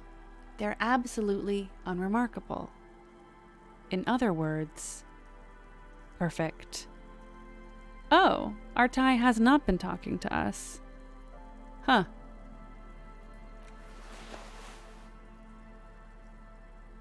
They just do nothing except they give me a +1 to Kingdom of Conscience. Interesting. A thought. Volition. These are some wonderfully regular pants. Not too tight, not too loose, moderate in every sense. You'll blend in right at some pleasant dinner party. I like regular, normal things. I know you do. These interinsulary pants are like wearing a perfect compromise in your nether regions. No one will call the moral intern on you like this, that's for sure. You're a little moralist now, buddy.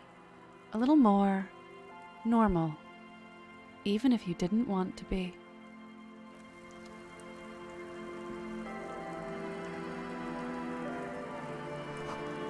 Allez-vous-en, come with us. You see dust-covered linens. Oh. Dried tulips on a bed. Ooh. Bench. The worn and beaten wooden planks of the bench do not look overly comforting. We can sit on benches after we've solved the murder. Let's go. The lieutenant looks down the street. You can revisit the bench if you ever need to pass the time when Lieutenant Kitsuragi is gone. Okay, well, before I investigate this area, I would like to go and speak to the woman that I saw. Yeah, they are kind of cursed. Oh. What am I thinking? No? No thoughts? Oh. Fuck. Here it is. Seems the walker was either very confused or drunk out of his mind. Yeah.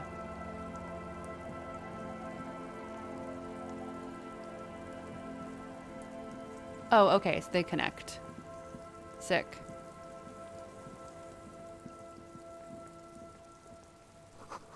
White curtains have been drawn shut. No looking in.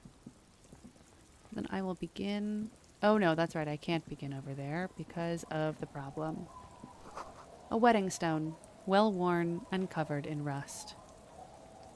How do I get in there? Do I have to climb over? Okay.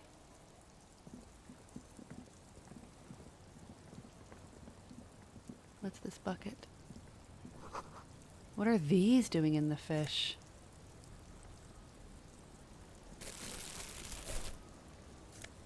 Oh! Franco-Genarian cavalry boots. Okay. Good old calf-length cavalry boots. Mount that horse and ride into the night. The heel comes in handy too. It definitely makes you some good 5 centimeters taller. But could it be that it's also making you sharper, more perceptive to your surroundings now that you've gained a new perspective?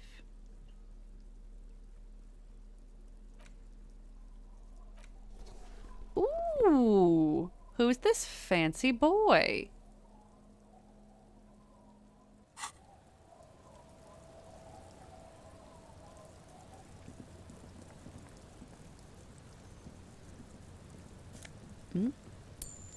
I'll take that. Oh, a thought. The planks creak beneath your weight.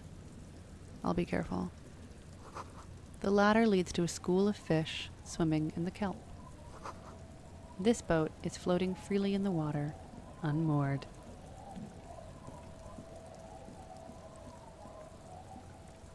Hello, ma'am. Hi, officer. A woman in a raincoat stands on the quay, considering an overturned boat. A sword in a scabbard hangs from her hip. Sick. Anything I can help you with?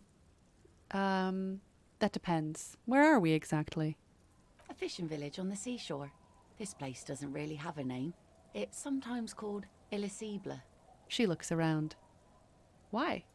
The sign on the street leading here is illegible. Has been since they built this place. The wind rattles her earrings.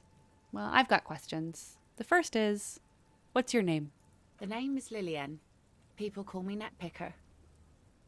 I think I have time for questions. And that was actually the second one. She gestures toward the fishnets.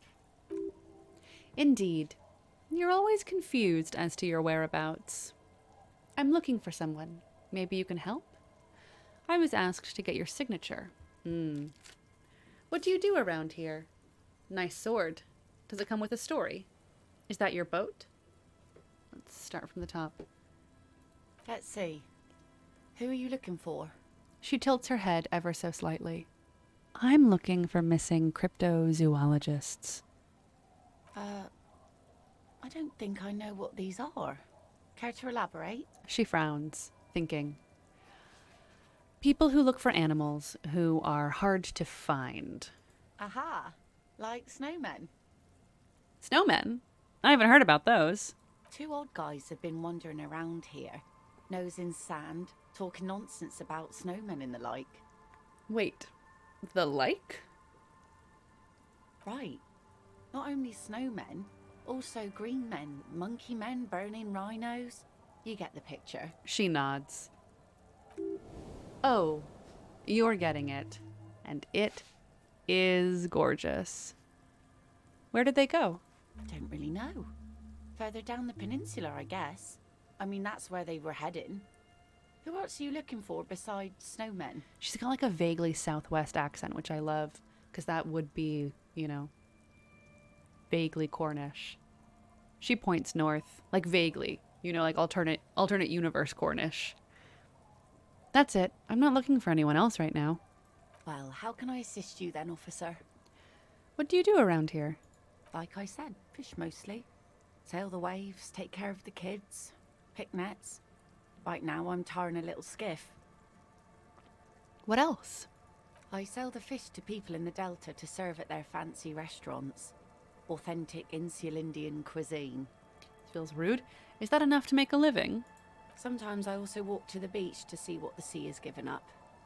The sea is full of surprises. Keep it professional, man. Don't make it sound like you're hitting on her. Walking on the beach sounds quite romantic. Interesting. What have you found? Wood, pieces of glass. Every once in a while we see dead bodies. Human, animal, fish, other odd sea creatures. A mine washed ashore once. Oh my. Bottles, drugs also. Lost cargo in general. Most of the time it's just wood and glass.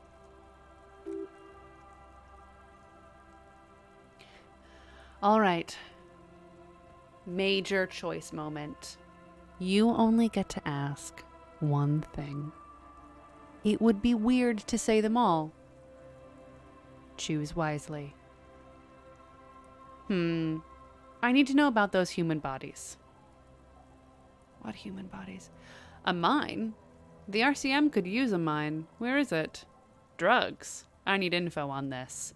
Major narc. Point to yourself. This place looks bad. Why don't you leave? Okay, enough about this place. The human bodies. Well, you're barking under the wrong tree then, officer. I have no interest in floaters. Seen enough of them in my life already.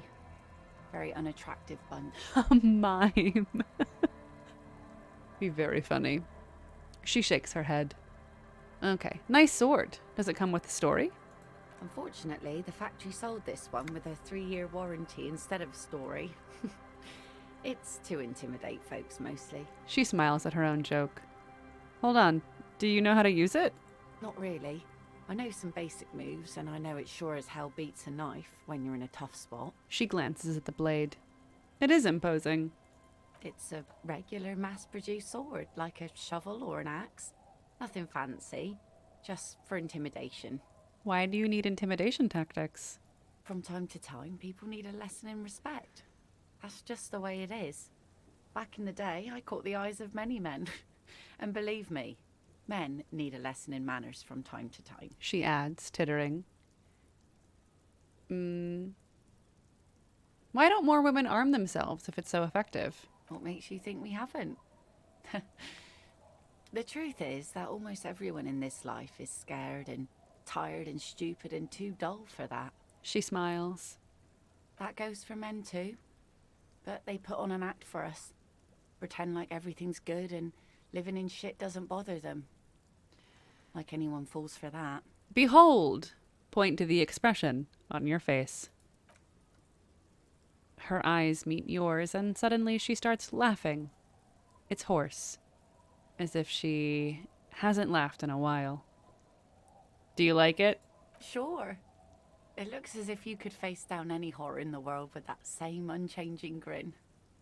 It's like a shield. Her face straightens.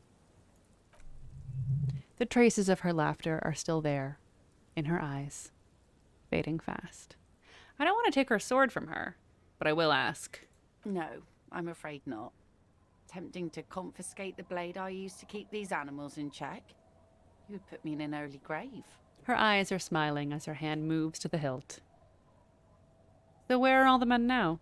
Some went to patch their wounds, their lesson learned. Others were more thick-headed. And one of them, I ended up marrying. She looks down. Where's your husband now? Gone. Gone where? To the waves. The sea took him. Her eyes It was stop. a long time ago. Her eyes stop in yours. Oh, say no more. Wait for her to continue. He didn't respect the sea. Went out there, drunk like a skunk, and sure enough, one day the boat was found floating empty. The bloated corpse turned up 2 weeks later.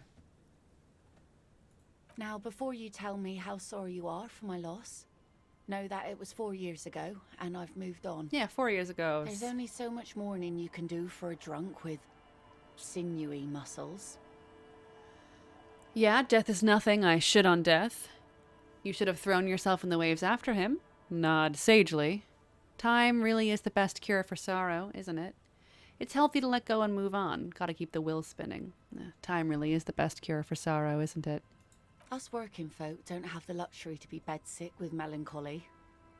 I buried him, mourned for an appropriate amount of time, and went on. She crosses her arms. Life didn't really change that much for me and the kids. She glances at the village where 2 little kids are playing with what look like rocks. This is neither a touchy nor a very interesting topic for her. She looks like she's ready to go on a date with another better drunk. Ask her. Both of you could need some action. Oh my god. Jesus. No. So I take it that's your skiff. Sure is. The sun, I call her, coated with a fresh layer of tar just yesterday. It'll take some time for it to dry, assuming the sunny days continue. All right, well, bye. And then, oh, yes. I will take that. No, I don't want to, yeah, it's locked. Okay. What about this? You can't see into the house from this angle. All right.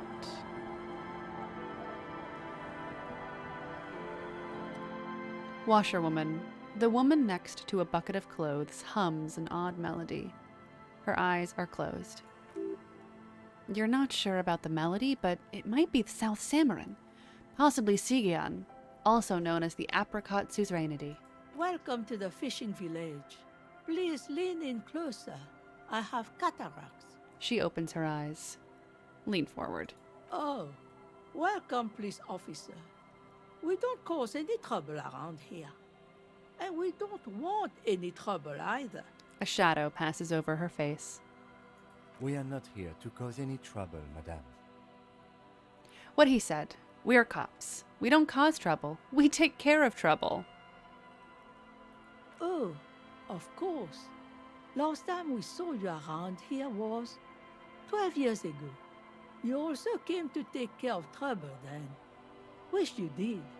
But still, in Martinez, you're considered an ill omen. Wait. I've been here before? No, not you personally. I meant the RCM. Some of the men got into a fight. One of them killed another.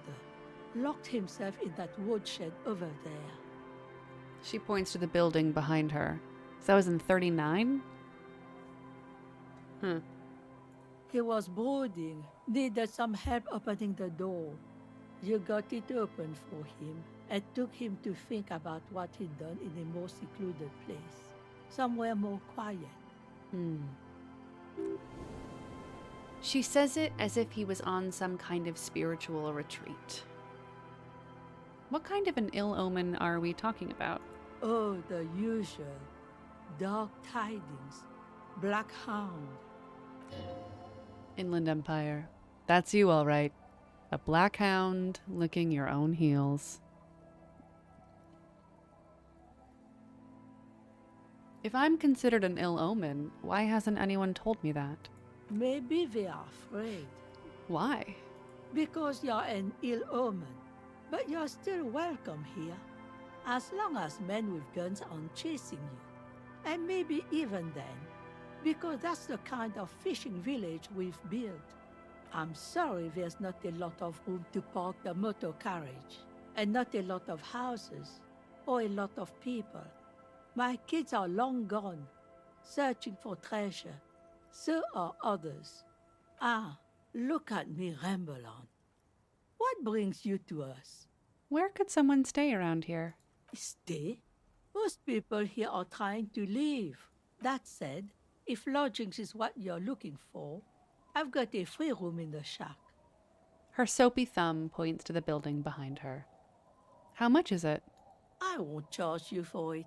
Take it as a gesture of goodwill from the village to the RCM. Wait, hold on, you're just giving it to me? No one is using it, and God knows it's not much anyway. You can stay there. She tilts her head on the side, pondering over something.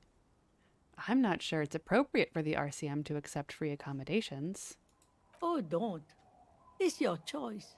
No skin off my teeth. Wait, why isn't anyone using the room? My kids grew up and left like they do. The house is long empty now. I live in the small side attachment. It's easier and cheaper to keep warm. You've got yourself a tenant. Get keys to your new home. One more time. I can just have the room? Aye. The room is pretty bare bones, but it's got a bed and roof over it. That's more than some folks have around here. She nods and looks at the shack. Encyclopedia. Medium success. When Vossen communist revolutionary Ignis Nilsson was in hiding, he stayed in a hut on the Boreal Plateau for 10 months. It would help me stay in touch with the proletariat. This could be the first chapter of my rags to riches memoir. Now this is real Revacholian hospitality. That Garta must be half kipped or something. Unfortunate that incremental development hasn't elevated this neighborhood yet. I see potential here. I don't need much. This sounds just fine. An uncomplicated man. I take it that means you're interested. She nods approvingly. You got yourself a new tenant. Get keys to your new home. Don't make an old woman regret opening her house to the place. A key appears from under her apron. She hands it to you. No, I don't know what kipped means. Well, if you are not in the hostel in the morning, I'll know where to find you. Here, in a shack. He looks around and adds, he's a little relieved you're no longer in that room. What is in this fishing village? Just us. It's barely a village anymore. We almost don't exist. She sounds tired. What do you mean? This is pretty much a non-place. Utopia. A blank spot on the map. Just a cluster of Oh, nameless no. shacks on a nameless street. It's a bad word for black folk. In the game? Yikes. I thought it meant like, oh, he must have been out of his mind, but I get,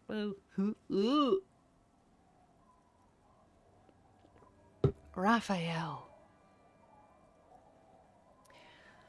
The washerwoman grins. My fun fact is that utopia means non-place. The place is so pornographically poor, it's not even funny. Who else lives in this village?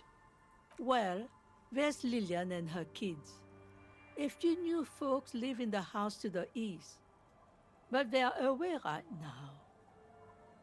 She nods her head across the courtyard. Wow, it is snowing. And then there's the drunks. Not a pretty sight, Oh. but there's little we can do about it. Home is home, even for them. No, I met Lillian already. Lillian is tough. Tougher than the men here, at least. If it wasn't for her and the kids, this place wouldn't have a spark of life left. I haven't seen any drunks yet, though. Sooner or later, you'll see for yourself. Don't have to look long to find these guys. All right. There's another topic I'd like to address. I think I'm going to go ahead and call it here because I would like to speak more to her. Oh, I have autosaved. Is this where I can stay? My guess is yes. Yeah. The door has seen better days. The layer of paint has started to peel off due to the salt and wind from the sea. Even the lock looks slightly rusted. Unlock the shack door with the key. I'll wait outside to give you some time and privacy to check out your new living arrangement. But just so you know, after we are done with the day, I'll still be staying in the whirling in rags for the night. We'll meet in front of the shack in the morning. The key turns with a satisfying click. You can enter the shack now. I'll just pop in. Oh, it's nice. Okay. Oh, I'll save for real. I'll save. Second home. Yeah, it does look cozy. Thank you guys so much for coming out to this stream today, a little later in the day. I don't know what else I'm going to say. I will not be streaming again next weekend, this upcoming weekend, because I'm going on a Twain journey. But I might be streaming again on Wednesday to just have another stream. And then I should be back like the following weekend. Yeah, I think. Yeah. So I'll basically miss a weekend of streams. Thank you so much for your luck on for wishing me luck on my train journey. Just like Nancy Drew, speaking of which, Drew is imminent. Drew is incoming. There will be a new Nancy Drew. And we'll probably stream it and upload it to YouTube like previous Nancy Drews. Yeah, no, I will miss my dear friends, Raphael and Kim Kitsuragi, when we are away. Yeah, definitely looking forward to some new Drew. And then once Drew is uploaded and done for, Jack and I want to get back to Tux and Fanny and finish that out. We were just talking about it yesterday, how we want to get back to it. So, keep on. You can follow me here on Twitch, twitch.tv/catbamkapow. You can follow me on Twitter, twitter.com/catbamkapow, and I'll always tweet about whenever I'm going live, or you can turn on live notifications if you're trying to divest yourself from social media platforms, which I respect. And I think that's basically it. Yeah, I'm going to be traveling by Twain. Mark Twain, yep. And it'll be good to spend some time away and get some reading and writing done out on the desert. Oh, don't be afraid to say weird things. People are more forgiving to persons of power, like police officers. Great tip.